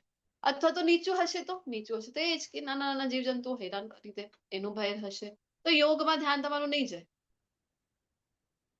અને સ્થાન કેવું હોવું જોઈએ? તો પવિત્ર, જે આપણે ચર્ચા કરી યમ સાથે. સ્થાનની પવિત્રતા હોવી ખૂબ જરૂરી છે. આપણે તો કેવું છે કે ઘરમાં જ આપણે ટોયલેટ બાથરૂમ બનાવીને બેસી ગયા છે, તો પવિત્રતા અત્યારે આપણને જોવા મળતી નથી. પછી યોગીએ તેની ઉપર શું સ્થિર થઈને બેસવું જોઈએ? આસનમાં જે આગળ કહે છે કે પોતાનું શરીર, ગરદન, માથું બધું ટટ્ટા રાખી નાકના અગ્રભાગ ઉપર દૃષ્ટિને સ્થિર કરવી જોઈએ. આ પ્રમાણે સ્થિર અને સંયમિત મનથી ભય રહિત તથા વિષય જીવનથી પૂર્ણ રીતે મુક્ત, કોઈ વિષય જીવન નહીં, બ્રહ્મચર્ય ની પ્રાધાન્યતા વિશે અહીંયા ચર્ચા થઈ રહી છે. તો મનુષ્ય અંતકરણમાં મારું ચિંતન કરવું જોઈએ. ભગવાન કહી રહ્યા છે કે ભગવાનનું ચિંતન કરવું જોઈએ આસનમાં, મનને સ્થિર કરીને નહીં, મને જ પોતાનું અંતિમ ધ્યેય માનવું જોઈએ. આ છે આસન. આપણે તો અમુક કરી લઈએ છીએ, અમુક આસન આપણે કરી લઈએ. પદ્માસન છે, તાડાસન છે, આવા અલગ અલગ આસન, ચક્રાસન, ઘણા બધા છે. તો એ આપણે કરી લઈએ, આપણને લાગે છે કે અરે યોગા કરી લીધું, અમે તો થઈ ગયું યોગા, મારું પૂરું યોગા કરીએ છીએ, અમે રોજ કરીએ છીએ યોગા. તમે કીધું તેમ શરૂઆતમાં જરૂરી છે શરીરને સ્વસ્થ રાખવું. આ એક એનો બેનિફિટ કહેવાય કે બાય પ્રોડક્ટ કહી શકાય આપણે કે હેલ્ધી આપણે રહી રહ્યા છે યોગ દ્વારા. પરંતુ વાસ્તવિક એનું જે ગંતવ્ય છે, એની જે ગોલ છે, એનું જે ધ્યેય છે, આ શું છે? તો ભગવત પ્રાપ્તિ કરાવી દે, એ યોગનો અલ્ટિમેટ ગોલ છે. પ્રાણાયામ આપણને તો છે કે અમુક આપણે કરી લીધા, અનુલોમ વિલોમ, કપાલભાતિ, ભામરી, આ બધા કરી લીધા. આપણને લાગે છે કે રેચક, કુંભક, તો પ્રાણાયામ અમને આવડે છે કે શું વાત કરો છો? રોજ કરીએ છીએ પ્રાણાયામ અમે. રામદેવ બાબાની કૃપાથી તો આજે ઘર ઘરમાં આપણને આસન અને પ્રાણાયામ, આ જે બે વસ્તુ છે એ આપણને જોવા મળે છે. પરંતુ યોગ વિશે આપણને માત્ર આટલું જ ખબર હોય. આની પહેલાના નિયમ એ ગાયબ થઈ જાય. આની પાછળ જે આવે છે ધ્યાન, ધારણા, સમાધિ, આ બધું પણ ગાયબ થઈ જાય ને. બસ આ બે વિશે જ આપણને વધારે ખબર હોય છે. તો ખૂબ ઇમ્પોર્ટન્ટ છે કે સમજીએ આપણે. પ્રાણાયામમાં શું છે? હા, શ્વાસ ઉપર કામ કરવું છે. પ્રાણવાયુને તમે વધારે ને વધારે અંદર જેટલો સમય લો, આમ પણ કહેવાય છે આયુર્વેદમાં પણ ડીપ બ્રીથિંગ આપણે જેટલું કરીએ ને એટલું કહેવાય છે કે આયુષ્ય આપણું વધે છે. ડીપ બ્રીથિંગ તમે કરો તો એટલા જ તમે હેલ્ધી રહો છો. આયુર્વેદમાં એવું આવે છે વર્ણન. તો પ્રાણવાયુ કીધું છે ને ઓક્સિજન ને, એને જેટલું તમે અંદર ધીમે ધીમે લેશો, ડીપલી લેશો, જેટલા ઊંડે સુધી લેશો એટલું છે હેલ્થ આપણી સારી રહે છે. તો અમુક પ્રાણાયામ કરવા, શ્વાસ પર નિયંત્રણ કરવું જરૂરી છે. હેલ્ધી પણ આપણે રહી શકાય છે. પરંતુ જેમ મેં કીધું અલ્ટિમેટ જે ગોલ છે એનું શું છે? તો આમ જો સર્વબાહ્ય ઇન્દ્રિયો વિષયોને દૂર કરવું છે. તમે શ્વાસ છોડ્યું, એક્ઝેલ કરી દીધું તમે, તો એની સાથે સાથે શું કરવાનું છે? તો એની સાથે સાથે જે ઇન્દ્રિય વિષયો છે એને પણ તમારે શ્વાસની સાથે સાથે બહાર ફેંકી દેવાના છે. પછી દૃષ્ટિને બે ભ્રમરોની વચ્ચે કેન્દ્રિત કરીને શ્વાસ તથા ઉચ્છ્વાસ નસકોરાની અંદર રોકીને એ રીતે મન, બુદ્ધિ, ઇન્દ્રિયોને વશમાં રાખીને મોક્ષ પ્રતિ લક્ષ્ય રાખનાર યોગી ઈચ્છા વ્યતીત ક્રોધથી રહિત થઈ જાય છે. અને આવી સ્થિતિમાં સતત રહેનારો યોગી નિસંદેહ મુક્ત હોય છે, મુક્ત અવસ્થાને પ્રાપ્ત કરે છે. આગળ હજી પ્રત્યાહાર આવે છે. તો ઇન્દ્રિયોને ખેંચી લીધી તમે ક્યાં? પ્રાણાયામ દ્વારા. હવે આ પ્રમાણે શરીર મન તથા કર્મમાં હર હંમેશ સંયમનો અભ્યાસ કરતો સંયમિત મનવાળો યોગી ભૌતિક અસ્તિત્વ સમાપ્ત થઈ ભગવત ધામ અથવા તો કૃષ્ણ લોકની પણ પ્રાપ્તિ કરી શકે છે. ખેંચી લીધી ઇન્દ્રિયોને પ્રત્યાહારમાં, સોરી પ્રાણાયામમાં. હવે લગાવવું ક્યાં? તો ભગવાનની અંદર એને લગાવ્યું. કોને? મન, બુદ્ધિ અને ઇન્દ્રિયોને. અને આવી રીતે જયારે તમે આગળ વધો છો પ્રત્યાહારની અવસ્થા સુધી પણ, તો પણ ભગવત ધામની પ્રાપ્તિ કરાવી શકે છે. આપણી પાસે જો એક હોય છે ને કે કોઈ ટુકડો આપણી પાસે મળ્યો, આપણને લાગે છે અચ્છા એક ટુકડો છે, ચલો એનો ઉપયોગ કરી દઉં પેપર વેટ તરીકે. આ એવું છે કે યોગ જે છે અલ્ટિમેટ યુઝ એનો છે ભગવત ધામ પહોંચાડી દે એવો એનો લાભ આપણને મળી શકે. પરંતુ આપણે શું કરી રહ્યા છે? કહેવાય ને કે હીરો હતો આ તો, અને આપણે તો એને પથ્થર સમજીને પેપર વેટ તરીકે યુઝ કરી રહ્યા છીએ યોગને. ધારણામાં શું છે? તો યોગી યોગાભ્યાસ દ્વારા પોતાના માનસિક કારણે સંયમિત કરી લે છે, અધ્યાત્મમાં સ્થિત થઈ જાય અને બધી જ ભૌતિક ઈચ્છાથી રહિત થઈ જાય છે. ત્યારે તે યોગમાં સુસ્થિર રહેલો કહેવાય છે. ધારણા. અહીંયા તમારી હવે કોઈ ભૌતિક ઈચ્છા રહેશે નહીં, કોઈ કામના નહીં, કોઈ ભોગવવાની, મને આ મળી જાય, મને પેલું મળી જાય, મારી સાથે આ થઈ જાય, તો આવું કોઈ કરવાની હવે ઈચ્છા તમારી છે નહીં. આ છે ધારણાની અવસ્થા. અને ધ્યાન કયું છે? તો પછી કે જેવી રીતે ધ્યાનની અવસ્થામાં વાયુ રહિત જગ્યા હોય અને તમે દીપક પ્રજ્વલિત કર્યું હોય તો એની જે જ્યોતિ છે એ ડગમગ થતી નથી, સ્થિર રહે છે. થોડોક ફેન તમે લગાવી દો તો તમને ખબર છે ને કે કેવી જ્યોતિ છે એની હલક ડુલક કરે છે. તો વાયુ રહિત જગ્યામાં જેવી રીતે જ્યોતિ છે દીપકની એ સ્થિર છે. સેમ વે હવે જેવી રીતે વિષયો રૂપી વાયુ અહીંયા કોણ છે? તો વિષય, ઈચ્છા જે છે ભોગવવાની, વિષયો છે. તો એ વિષય વાસના રહિત જ્યારે મન થઈ જશે તો હવે તમારું મન વશમાં છે. અને આવી સ્થિતિમાં આત્મા છે દિવ્ય આત્માના ધ્યાનમાં સદા સ્થિર રહે છે. હવે અહીંયાથી પછી કોઈ હલક ડોલકની કન્ડિશન રહેશે નહીં. અને અલ્ટિમેટ જે અવસ્થા છે એ છે સમાધિ. યોગ આપણે સમાધિની અવસ્થા સુધી પહોંચાડી દે એ એનું અંતિમ ધ્યેય છે. કેવી છે? તો અહીંયા મનુષ્યનું મન યોગાભ્યાસ દ્વારા ભૌતિક માનસિક ક્રિયાઓથી પૂરેપૂરો સંયમિત થઈ જાય છે. અને આનું વિશિષ્ટ લક્ષણ એ છે કે મન શુદ્ધ થઈને પોતાને મનમાં જ યોગી છે એ જોઈ શકે છે, પોતાની અંદર જ પોતાની અનુભૂતિ કરી શકે છે, આનંદ માણી શકે છે પોતાની અંદર. કહેવાય છે ને આત્મારામ. આત્મારામ એટલે શું? જેનું મન પોતાની જ અંદર, એને કોઈ આવશ્યકતા નથી કે બીજો કોઈ આવે એની સાથે હું મળું, એની સાથે વાતચીત કરું તો મારું મન છે એ રહેશે, નહીં તો મને તો એકલવાયું લાગે છે. કોઈ કંપની જ જોઈશે મને કન્ટિન્યુ વાતચીત કરવા, કંઈક શેર કરવા, નહીં. એને એવું કઈ રહેશે નહીં. હવે એનું મન પોતાની જ અંદર છે એ આનંદની અનુભૂતિ કરી શકે છે. આત્મારામ થઈ ગયું છે. અને દિવ્ય સુખ પ્રાપ્ત કરે છે આવી અવસ્થામાં એ. અને શું થાય છે? તો આવો મનુષ્ય કદાપી સત્યથી જુદો પડતો નથી. અને કોઈ ભૌતિક સુખ, આ સુખ જયારે મળી જાય ને કોઈ ભૌતિક સુખની એને કોઈ આવશ્યકતા રહેતી નથી. આનાથી મોટો કોઈ લાભ છે જ નહીં. એને સમજી લે છે. અને આવી સ્થિતિ પ્રાપ્ત કર્યા પછી ગમે તેટલી વિપત્તિ આવી જાય એ ક્યારે પણ વિચલિત થતું નથી. એનો મન સ્થિર રહે છે. અને ખરેખર આ જે અવસ્થા છે સમાધિની, આ જ તો ભૌતિક સંસર્ગમાંથી ઉપજતા સર્વ દુઃખોમાંથી પ્રાપ્ત થતી વાસ્તવિક મુક્તિ છે.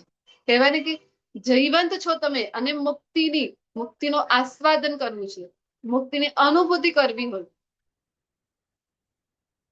આ અનુભૂતિ તમને કરાવી દે છે સમાધિની અવસ્થા. તો યોગમાં આટલું બધું કર્યા પછી સમાધિમાં તમને જે મળી શકે, એક તમને કહી દઉં કે આટલી અવસ્થા પ્રાપ્ત કરવી ખૂબ અઘરું છે. અહીંયા તો વાંચીને 10 મિનિટમાં વાંચી લીધા આપણે, પરંતુ પ્રેક્ટિકલી જયારે કરવા જઈએ ને તો યમ જ ખૂબ અઘરું છે. એક એક પોઈન્ટ આપણે ડિસ્કસ કરીએ. અને આ સમાધિની અવસ્થા તો ઉચ્ચ અલ્ટિમેટ અવસ્થા છે, એ તો પ્રાપ્ત કરવી હજી અઘરી છે. પણ જે કોઈ ભક્તિ યોગી છે, જે કોઈ ભગવાનના ભક્તો છે, જેને ભગવાન ખૂબ પ્રિય છે, કલિયુગમાં પણ અનેક ભક્તો થઈ ગયા છે ને.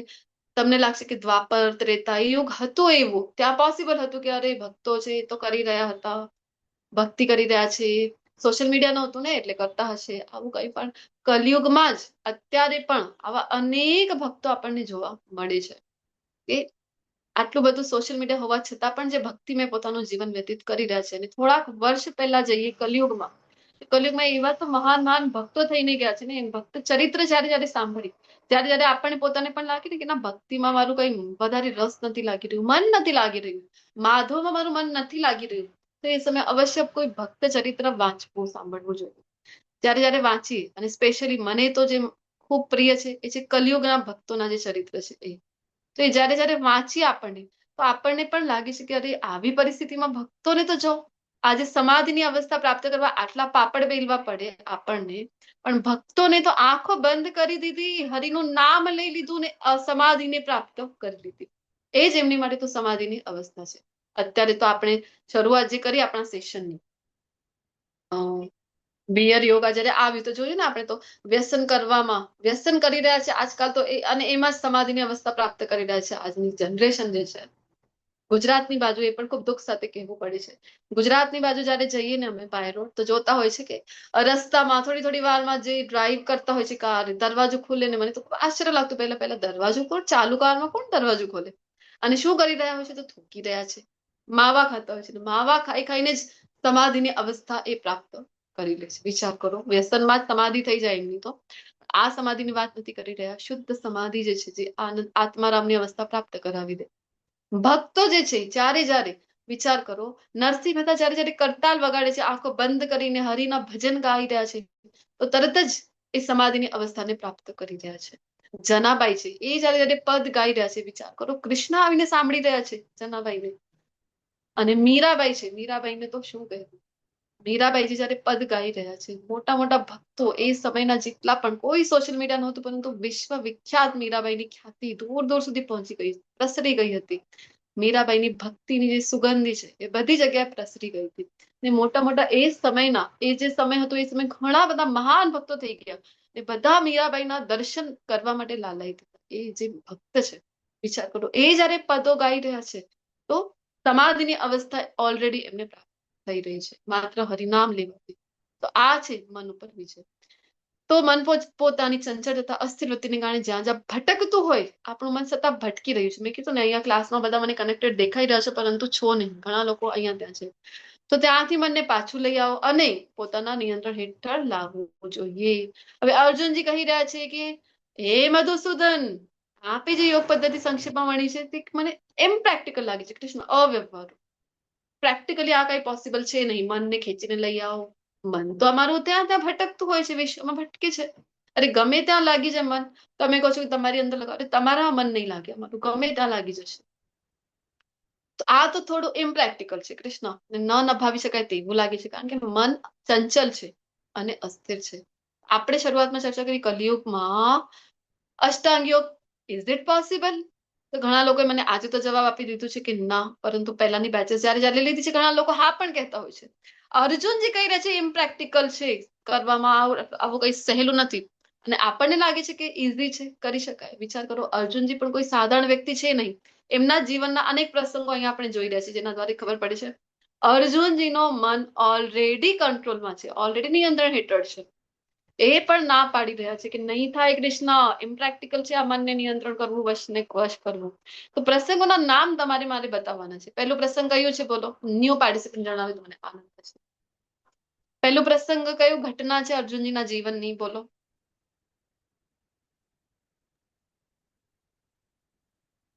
બીજો માછલીની આંખ સાથે છે.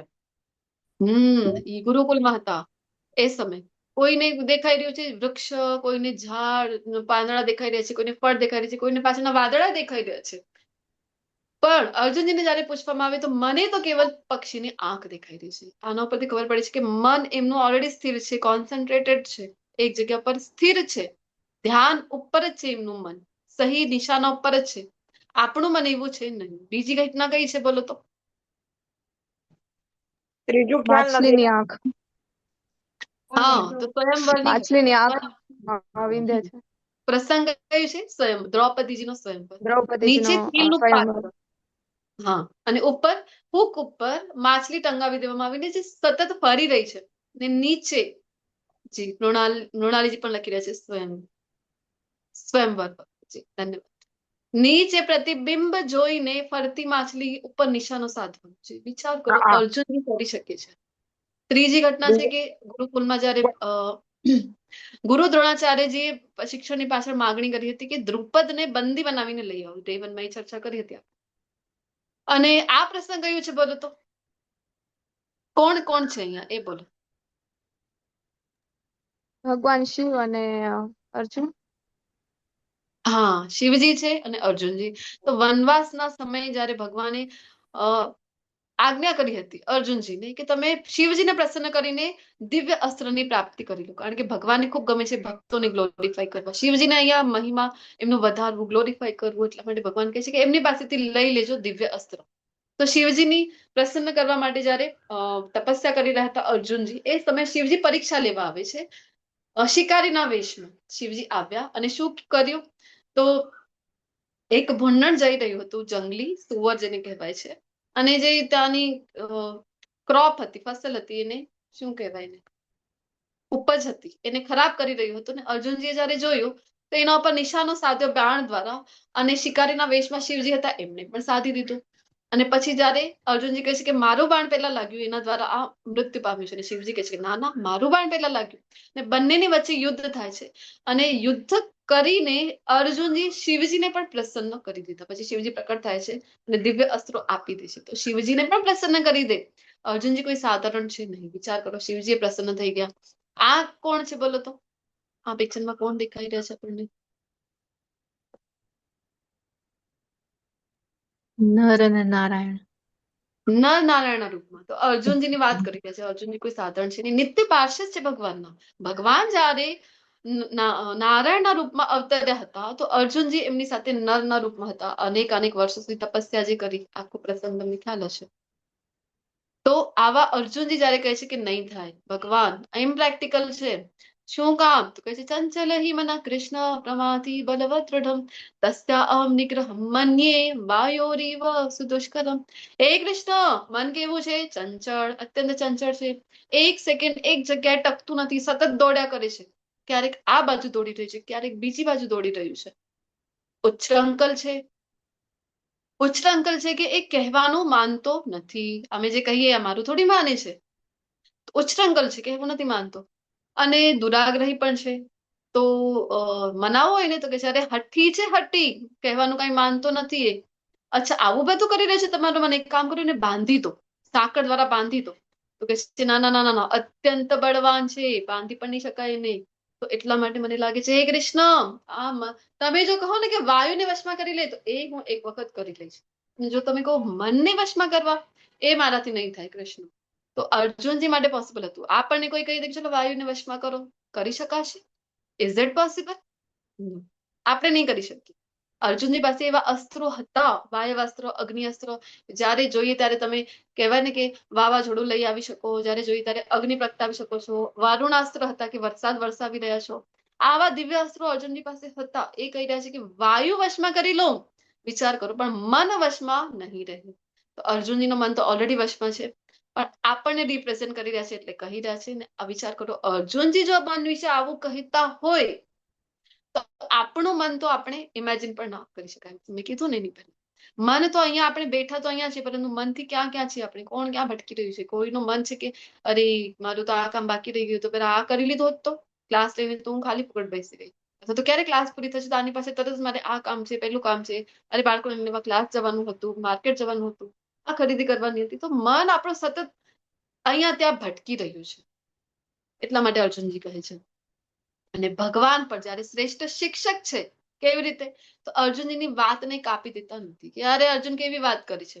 ભગવાન કહે છે, શું કહે છે? શ્રી ભગવાન વાચ અસંશયમ મહાબાહો મનો દુર્નિગ્રહમ ચલમ. તારી વાત સાચી છે અર્જુન, કે મનને નિસંદેહ ચંચલ મનને વશ કરવું અઘરું છે.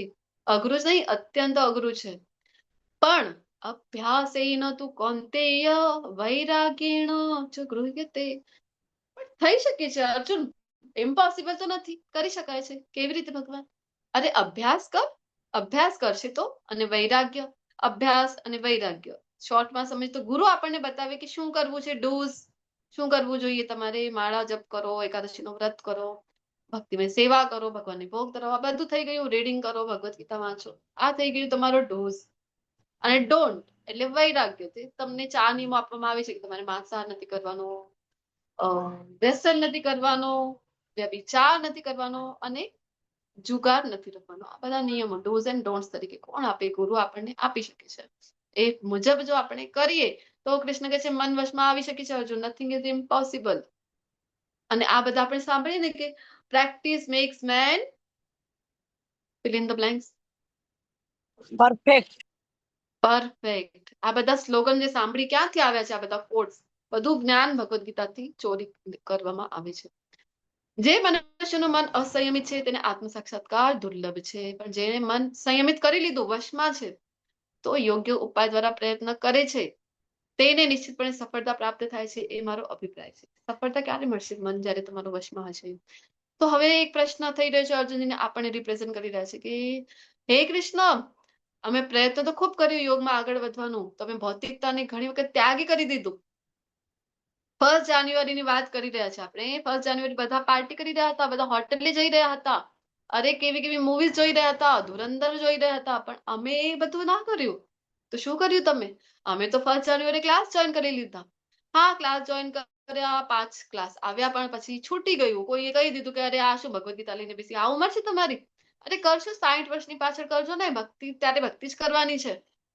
આપણને ખબર છે કેટલો જીવવાનો છે, એ આપણને ખ્યાલ નથી. અને આગળ આપણે 4થા અધ્યાયમાં તમે જોયું ને, પ્રહલાદ મહારાજ શું કહે છે કે બાળપણથી જ ભક્તિમાં આવી જવું જોઈએ. જેટલી વહેલી તકે થઈ શકે એટલું જલ્દી ભગવાનની શરણ આપણે ગ્રહણ કરવી જોઈએ. હા, પણ એક થાય છે કે ભૌતિકતામાં આવી ગયા, ભક્તિ છૂટી ગઈ, ક્લાસ છૂટી ગયા, નામ જપ છૂટી ગયું, તો શું થશે કૃષ્ણ? અરે એવી તો કન્ડિશન નહીં થાય. હિન્દીમાં એક કહે પછી ધોબી કા કુત્તા ન ઘર કા ન ઘાટ કા. એવી તો કોઈ કન્ડિશન અમારી નહીં થાય ને કે ભોગોય ના ભોગવ્યા, અમે ભક્તિમાં આવ્યા, 1 જાન્યુઆરી સેલિબ્રેટ ના કરી. અને તો અહીંયા તમે કહો છો કે અધૂરો રહી ગયો યોગ, તો તમને ભગવત પ્રાપ્તિ ના થઈ, તો વચ્ચે તો નહીં રહી જઈએ, શું થશે? કૃષ્ણ આનો જવાબ 2 શ્લોકમાં આપી રહ્યા છે. પહેલો શ્લોક છે કે જેને અધૂરી ભક્તિ અમુક ટકા કરીને છોડી દીધી ભૌતિકતાના સંગના કારણે, અને બીજો શ્લોક છે કે ઘણી ભક્તિ કરી, બસ ભગવત પ્રાપ્તિ થવાની જ હતી, અને બસ થોડાક અમુક 2-4% રહી ગયા અને મૃત્યુ આવી ગયું. તો આવા યોગીનો જવાબ બીજા શ્લોકમાં આપે છે.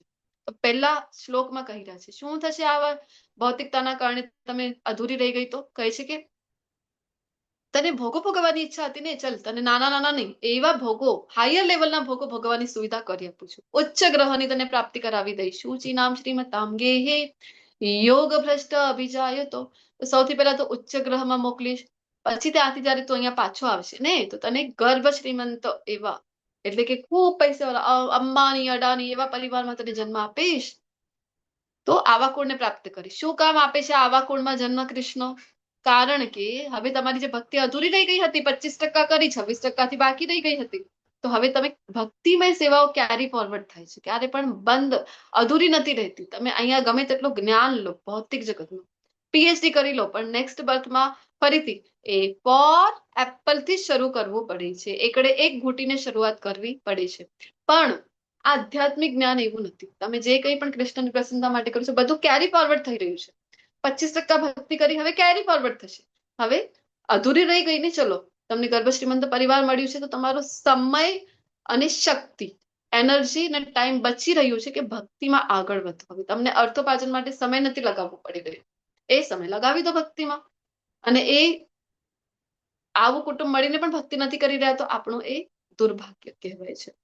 પછી 26% શરૂઆત કરીને વધી શકો આગળ, પણ જેમને ઘણી ભક્તિ કરીને થોડાકથી ચૂકી ગયા, તો આમ જો આપણા જેટલા પણ ગુરુ મહારાજો છે બધા જ મુક્ત છે, પરંતુ અહીંયા સમજવા માટે એક ઉદાહરણ લઈએ આપણે શીલા પ્રભુપાદજીનું. ઓલરેડી મુક્ત અવસ્થામાં છે, સમજીએ આપણે.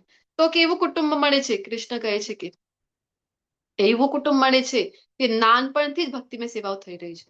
તમે વલ્ભાચાર્યજીના સંપ્રદાયમાં છો, તમને વૈષ્ણવ સંપ્રદાય કોઈ ઓથેન્ટિક 4 સંપ્રદાય ભણ્યા છો, અથવા તેમાં ઇસ્કોનના ડિવોટીઝના ઘરે જન્મ થયું છે, તો જન્મથી જ તમને ભોગ લગાવવાનું કેવી રીતે ભગવાનને એ શીખડાવવામાં આવી રહ્યું છે, લાલાની સેવા શીખડાવવામાં આવી રહી છે. તો નાનપણથી બાળપણથી આપણી આજુબાજુ ભક્તિમય વાતાવરણ છે, ને આવું જન્મ કૃષ્ણ કહે છે કે અત્યંત દુર્લભ છે. એતદ્ધિ દુર્લભમ તરમ.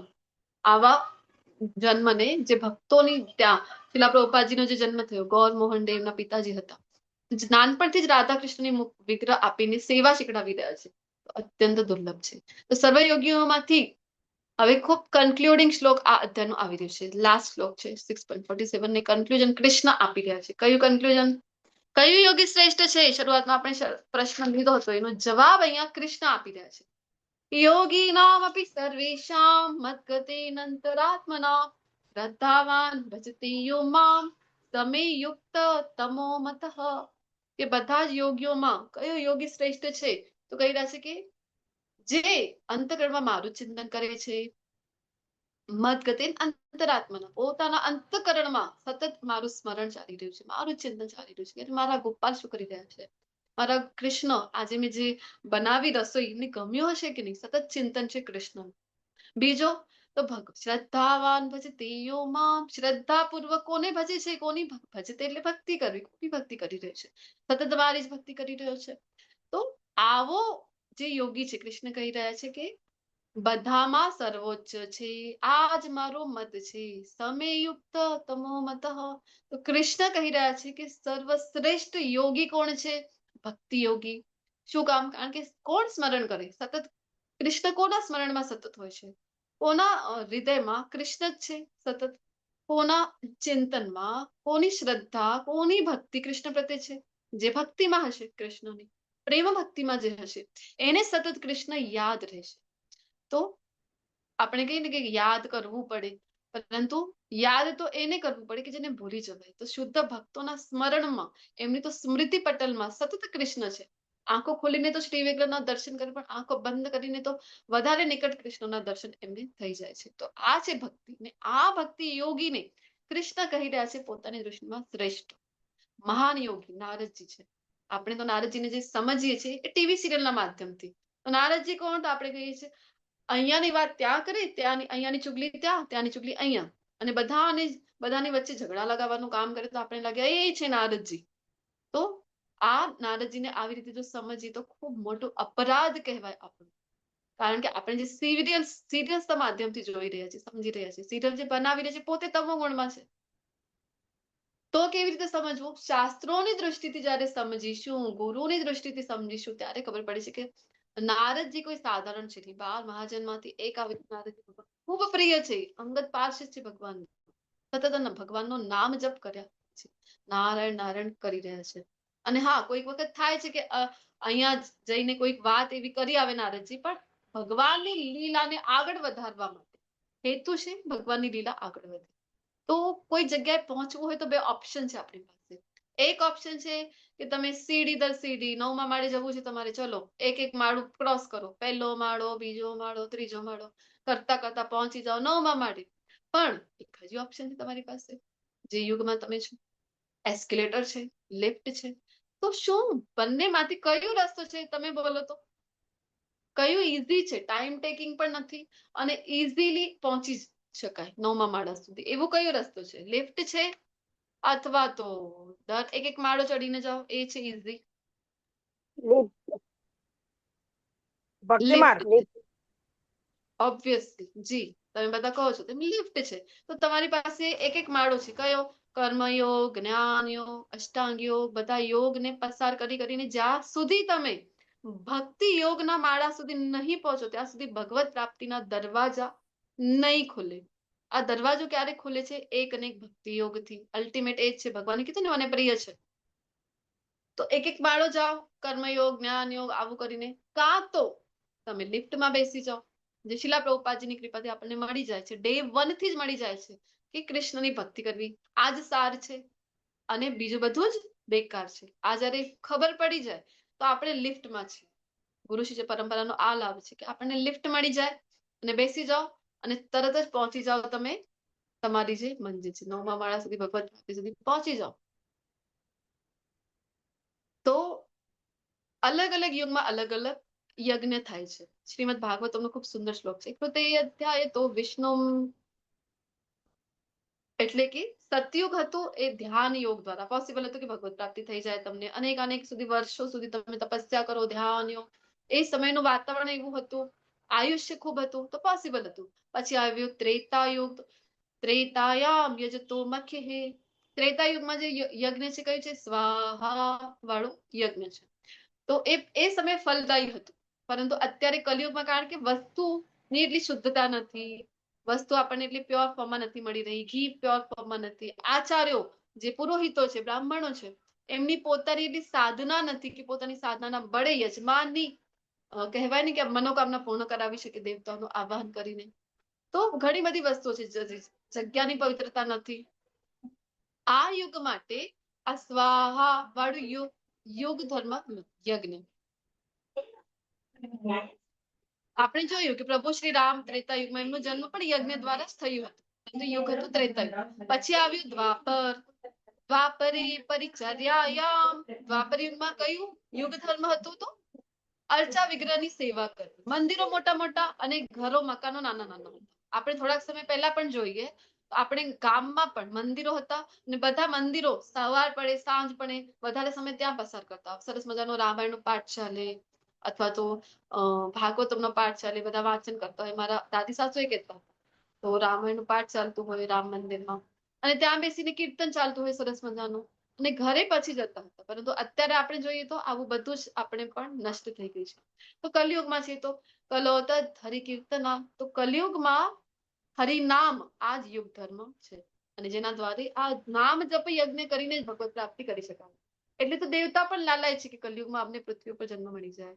શાસ્ત્રીય સંદર્ભ ક્યાં ક્યાં છે તો બ્રહ્માજી કહી રહ્યા છે કલી સંતરણ ઉપનિષદ શું કહે છે કે બધા વૈદિક સાહિત્ય શોધ્યા પછી ઇતિ ષોડશકમ નામના તો મેં એક તારણ કાઢ્યું છે કયું કે કોઈ પણ વ્યક્તિ આ યુગ માટે હરે કૃષ્ણના જપ કરતા કોઈ પણ વધારે ઉત્ક્રાંતિ પ્રક્રિયા શોધી શકતો નથી. કલી કલ્મશ નાશન તો કલિયુગમાં જે કલ્મશ છે એનો નાશ કરી શકે. કલી કલ્મશ નાશનમ નાતા પર તો પર્યાય તો કોઈ એવું પર્યાય જ નથી આની સિવાય કોની સિવાય હરે નામની સિવાય. સર્વ વેદેશુ દૃશ્યતે કે બધા વેદો મેં છાણી લીધા બ્રહ્માજી કહી રહ્યા છે પણ આના કરતા વધારે ઉત્ક્રાંતિ વાળું કોઈ લાભકારી મને મળ્યું નથી. પછી નારાયણ સંહિતામાં કહે છે કે કલયુગમાં માણસોએ ફક્ત ભગવાનના પવિત્ર નામનું જપ કરવું જોઈએ. ચૈતન્ય ચરિતામૃતમાં કીધું છે શું કીધું છે તો હરે નામ એવ કેવલમ કલો નાસ્તેવ નાસ્તેવ નાસ્તેવ ગતિર અન્યથા. આ કલયુગમાં દંભના યુગમાં હરિ નામના સિવાય બીજો કોઈ રસ્તો નથી કોઈ રસ્તો નથી કોઈ રસ્તો નથી. 3 વખત કીધું છે હરે નામ.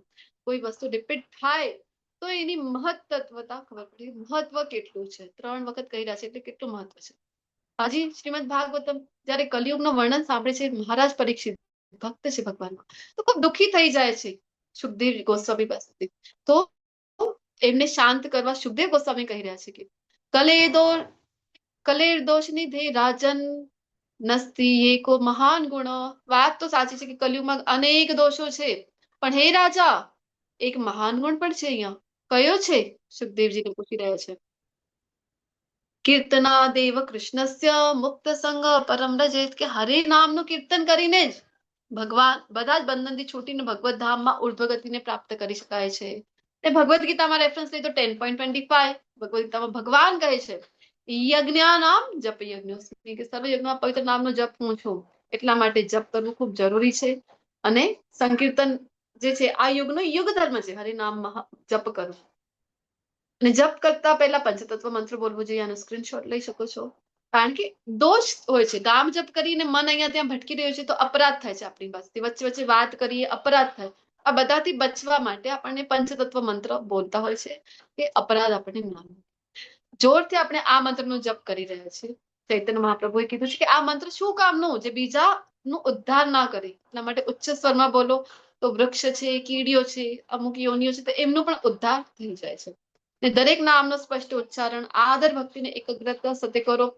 કોઈ પણ જગ્યાએ બેસીને ચાલતા ચાલતા પણ કરી શકાય છે આ જપ જે છે, અને કોઈ પણ દિશામાં મુખ રાખીને પણ કરી શકાય છે. કોઈ પણ સમય કરી શકો, પરંતુ બ્રહ્મ મુહૂર્ત છે એને શ્રેષ્ઠ કીધું છે. સ્નાન કરીને અથવા સ્નાન કર્યા વિના કરી શકો છો, અને ગણતરી રાખીને પણ કરવું એની ભલામણ કરવામાં આવે છે કે 108 મણકા વાળી જે માળા છે એના ઉપર જપ કરો. કઈ વસ્તુ ટાળવી છે, તો એક ભાગનો જપ નથી કરવાનો. સુમેરુ મણકાને ક્યારે પણ ક્રોસ નથી કરવાનું, એને ઓવરજમ્પ નથી કરવાનું. ને પુસ્તક વાંચતી વખતે, અખબાર ન્યૂઝપેપર વાંચતી વખતે, ટીવી જોતી વખતે અથવા તો મોબાઈલ જોતી વખતે ક્યારે પણ આ જપ કરવાનું નથી. તમારે એક હાથથી ચલો આ જે છે ને જપ કરીએ છીએ અમે, તો આંગળી બહાર રાખવામાં આવી રહી છે. શું કામ બહાર રાખવામાં આવે છે? આપણે આમ જપ કરતા હોય છે તો આ છે ને જપમાળાથી આપણે આંગળી બહાર કાઢીએ તો લોકોએ આનો પણ ઉપાય કાઢી નાખ્યો. અચ્છા, આટલા માટે સ્ક્રોલ ડાઉન કરવા માટે, રીલ સ્ક્રોલ ડાઉન કરો આટલા માટે આંગળી બહાર રાખવાની છે? નહીં. મોબાઈલ રાખી તો સાઈડ પર મન કૃષ્ણને જોઈએ છે. તમારું મનથી તમે કાંઈક બીજી જગ્યાએ વ્યસ્ત છો અને જપ કરી રહ્યા છો તો કોઈ એનો અર્થ રહેશે નહીં. તો ફાયદા કયા કયા છે? તો પાપની પ્રતિક્રિયામાંથી મુક્તિ અપાવી દે છે. કુટેવો જેની ચર્ચા કરી શરૂઆતમાં જ. યુથ જે છે આપણું, તમે જોઈ રહ્યા હતા રીલ્સની વાત કરીને, તો સ્મોકિંગ કેવી ખરાબ કન્ડિશનમાં બધી જગ્યાએ ઉડાડી રહ્યા છે. આ જે દારૂ છે, આ બધું, આવી બધી જે કંઈ પણ કુટેવ હશે એનાથી તમને છુટકારો મળી જશે. કારણ કે જપ જે છે શુદ્ધિકરણની પ્રક્રિયા છે. ચિંતાને તાણથી મુક્તિ મળી જાય, મનની શાંતિ મળી જાય, વાસ્તવિક સુખની અનુભૂતિ જો કરવી હોય તો જપ દ્વારા મળે છે. અને બોધ જ્ઞાન છે એ આપણને મળે છે. શું કામ આ ભૂમિ ઉપર આવ્યા છે? તો લોકો શું કહે છે? હવે અલગ અલગ અનેક મહાન લોકો પોતાનું મત આપી રહ્યા છે કે નામ જપ વિશે, ભગવદ્ ગીતા વિશે. તો જોર્જ હેરિસન, અત્યારે તમે જો માઇકલ જેક્સનનું નામ સાંભળેલું હોય, અથવા જસ્ટિન બેબર, આવા બધા રોક સ્ટાર જે છે એમનું નામ સાંભળ્યું હોય, અથવા અત્યારે ક્યાં બીટીએસ એવા પ્રચલિત છે ને, આવા બધા રોક સ્ટાર્સ ને તમે ઓળખતા હશો, ખૂબ પ્રચલિત છે. આના કરતા એ સમય શીલા પ્રભુપાદજીના સમય, એટલે જયારે અંગ્રેજોનું રાજ્ય હતું આપણા દેશમાં, એ સમયે વિદેશી છે જોર્જ હેરિસન, એટલા પ્રખ્યાત, આ બધા કરતા પણ ખૂબ ખ્યાતિ હતી એમની, રોક સ્ટાર હતા. એ જયારે હરે કૃષ્ણનો મહામંત્ર સાંભળે છે તો એમને પણ એટલું જ મંત્ર પ્રત્યે લગાવ થયું. શીલા પ્રભુપાદજીને મળ્યા અને એમણે એક સારી ટ્યુનમાં હરે કૃષ્ણ મંત્ર એવી રીતે ગાઈને રેકોર્ડ કર્યું કે કહેવાય ને કે ઘણા બધા લોકો એમનાથી ઇન્ફ્લુઅન્સ થઈને, એમના પ્રભાવમાં આવીને હરે કૃષ્ણ મંત્ર જપ કરતા થઈ ગયા. જોર્જ હેરિસન પોતે કહી રહ્યા છે કે ખરેખર આ જે જપ છે હરે કૃષ્ણ મહામંત્ર, એ ભગવાનની અનુભૂતિ કરવાની પ્રક્રિયા છે. પછી જીન ક્લોડે હેનીએ જે છે સૌથી નાની ઉંમરના ડાયરેક્ટર, એ કહે છે કે જયારે જપ કરવાની શરૂઆત કરી તો બધું જ મારી માટે થવા લાગ્યું, બધા મારા કામ છે એ થવા લાગ્યા. એલ્બર્ટ બ્રશ ફોર્ડ કંપનીના જે માલિક છે, ફોર વ્હીલરની જે કંપની છે, એ પોતે કહી રહ્યા છે, પોતે દીક્ષિત ભક્ત છે, શીલા પ્રભુપાદજી દ્વારા દીક્ષા લીધેલા ભક્ત છે, અને એ પોતે કહે છે કે હરે કૃષ્ણનો જાપ મારા જીવનમાં જબરદસ્ત અસર કરી છે. રોજ 16 માળા મિનિમમ કરતા હોય છે. અને એની દેસાઈ વ્યાપારી કહી રહ્યા છે કે ઘણા વર્ષોથી હરે કૃષ્ણનો જપ કરું છું ને ક્યારે આના કરતા વધારે આનંદદાયી મળ્યું નથી. ઋષિકેશ મફતલાલ સીઈઓ છે મફતલાલ ફેબ્રિક્સ કંપનીનું, તો એ પોતે હરે કૃષ્ણના જપ કરે છે અને એમના જીવનમાં બધા જ ઉતાર ચઢાવોનો સામનો કરવામાં મદદ મળી છે એવું કહી રહ્યા છે, અને આત્મવિશ્વાસ અને મનની શાંતિ મળી છે. અને આ ડચ મોડલ છે એન્ડ સ્કોપ્સ, એને જોઈ લો તમે, ખરાબ ટેવો છોડવામાં મદદ કરી, કહી રહ્યા છે કે કુટેવોમાં હતા ફોરેનર્સ. તમને ખ્યાલ જ છે ને કે અત્યારે તો ભારતની પરિસ્થિતિ વર્ણન કરી આપણે, એ દુર્ભાગ્ય કહેવાય કે આપણી જે દીકરીઓ છે, બહેનો છે, એ બધા આ વ્યસનના રસ્તે જઈ રહી છે. તો એ સમયે ત્યાં આપણા દેશમાં તો ઓછું હતું, પણ ફોરેનમાં પણ ખૂબ વ્યસન ચાલી રહ્યું હતું એ સમય શીલા પ્રભુપાદજીના સમયે.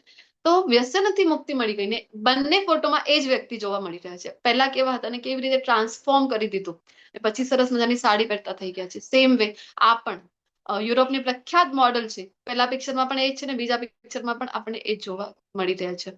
તો કહે છે કે જબરદસ્ત ખુશીની અનુભૂતિ થાય છે. રુસ્લિનબર્ગ નૌસેનાના અધિકારી છે, એ કહી રહ્યા છે કે ભગવાન પ્રત્યે, જીવન પ્રત્યેનો દૃષ્ટિકોણ મારું ખૂબ તેજસ્વી થઈ ગયું જ્યારથી હું જપ કરી રહ્યો છું ત્યારથી. માર્કો ફેરીની, ઇટાલીના ડિઝાઇનર, જપ કરવાથી ભગવાન મને ખૂબ નજીક લાગી રહ્યા છે. અને આ ડેવિડ વોર્ડ છે, આ કહે છે તાણ તણાવથી મુક્તિ મળે છે. પોલ બ્લેયર છે, એ પણ કહી રહ્યા છે કે હું જ્યારે સ્ટ્રેસમાં હોઉં છું ત્યારે હું આ હરે કૃષ્ણ મંત્ર કરું છું, મનને સાફ કરે છે, મન કેન્દ્રિત કરે છે. આ વેપારી છે, એ પણ કહે છે કે નર્વસ જ્યારે હોઉં છું ત્યારે જપ કરું છું. અને રમેશલાલ ટોરેન્ટો હેલ્થ સ્પાના જે ઓનર છે, માલિક છે, એ કહી રહ્યા છે કે જ્યારે હું જપ કરું છું તો કૃષ્ણ ચેતના પર અધિકૃત પુસ્તકો વાંચવાથી, જપ કરવાથી મને ખૂબ મનની શાંતિ મળે છે. એમની હાથમાં માળા છે, આપણને માળા લેતા શરમ આવે છે, વિચાર કરો. તો બધા જ મહાન લોકો જે થઈ ગયા છે પોતપોતાની જગ્યાએ, આ બધા સક્સેસફુલ વ્યક્તિઓ છે. એવું નહીં કે કઈ કામ નામ નહોતું ને જપ માળા બેગ લઈને બેસી ગયા ને જપ કરી રહ્યા છે. ના, પોતપોતાની જગ્યા ઉપર આ બધા જ ખૂબ કહેવાય કે સક્સેસફુલ પર્સન છે. એ જ્યારે જપ કરી રહ્યા છે ને પોતાના અનુભવો આપણી સાથે શેર કરી રહ્યા છે. શું કામ? આપણે પણ સમજીએ. અનેક ઉદાહરણો યુટ્યુબ ઉપર છે, એક ક્લિક કરી તો તમને મળી જશે. અનેક સક્સેસફુલ લોકો જે જપ કરી રહ્યા છે એનું કેવી રીતે એક નામ જપ એમના જીવનમાં મોટું પરિવર્તન લઈ આવે છે. તો આની સાથે આપણું આજનો છઠ્ઠા અધ્યાય ધ્યાન યોગ નામના છઠ્ઠા અધ્યાયને પૂર્ણ કરીને મારી વાણીને વિરામ આપું છું. તમારા બધા જ વૈષ્ણવ ભક્તોનો ખૂબ ખૂબ આભાર વ્યક્ત કરીને વાંછા કલ્પતરુભ્યશ્ચ કૃપા સિંધુભ્યૈવ ચ પતિતાનાં પાવનેભ્યો નમઃ. તો એટલા માટે આપણે બધા પણ શ્રીલ પ્રભુપાદજી ખૂબ સુંદર ફોર્મ્યુલા આપે છે, ચેન્ટ એન્ડ બી હેપી. જપ કરો અને ખુશ રહો. તો કયું જપ કરવાનું છે? હરે કૃષ્ણ હરે કૃષ્ણ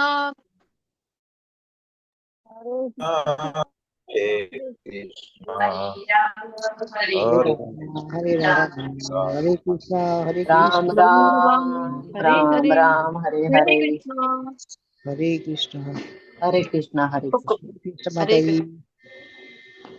કૃષ્ણ.